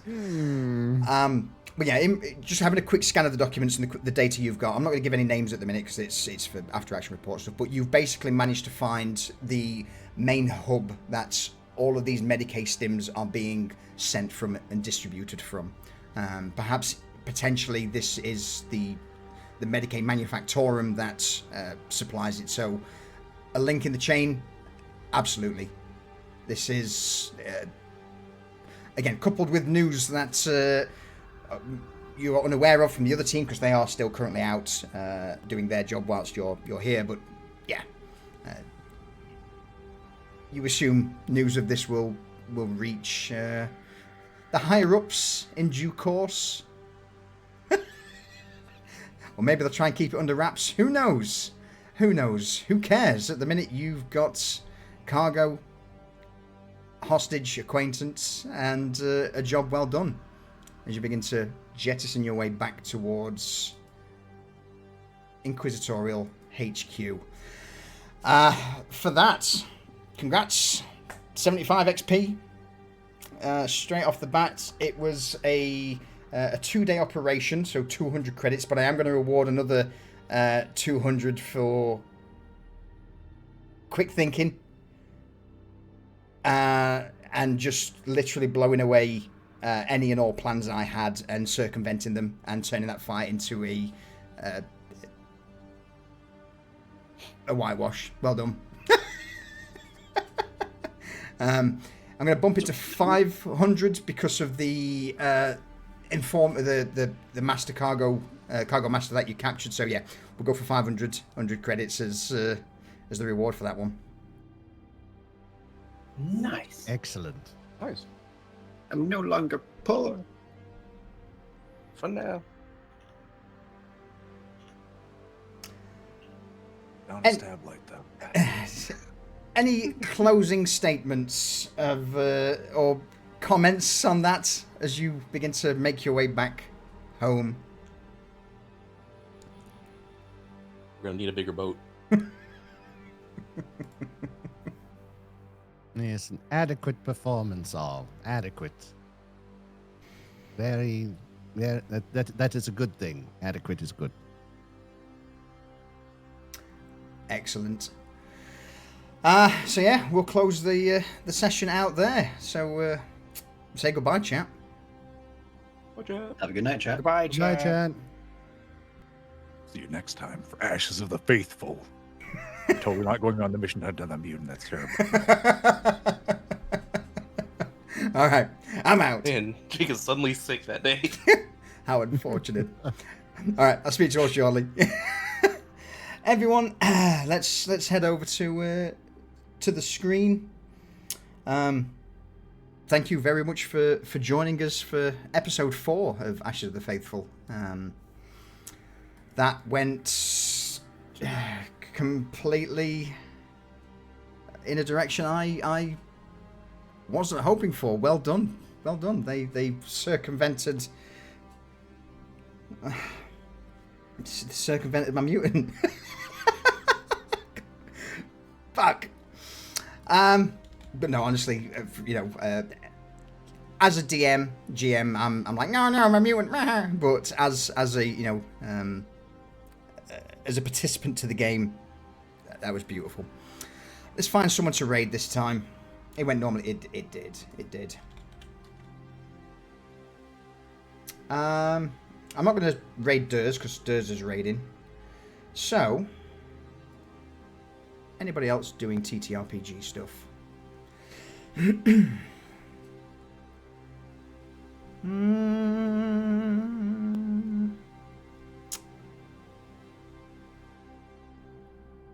Yeah, let's go and bug Rave on for a bit. So, everyone else, I will be back tomorrow at 8 p.m. GMT for our D&D 5th edition sci-fi Corsairs of the Rift campaign. So if you like more bullshit, then join us for that. If not, I will see you on Friday for episode 5 of Ashes of the Faithful. Let's go show Rave on some love, and I'll see you all very soon. Ta-ta for now.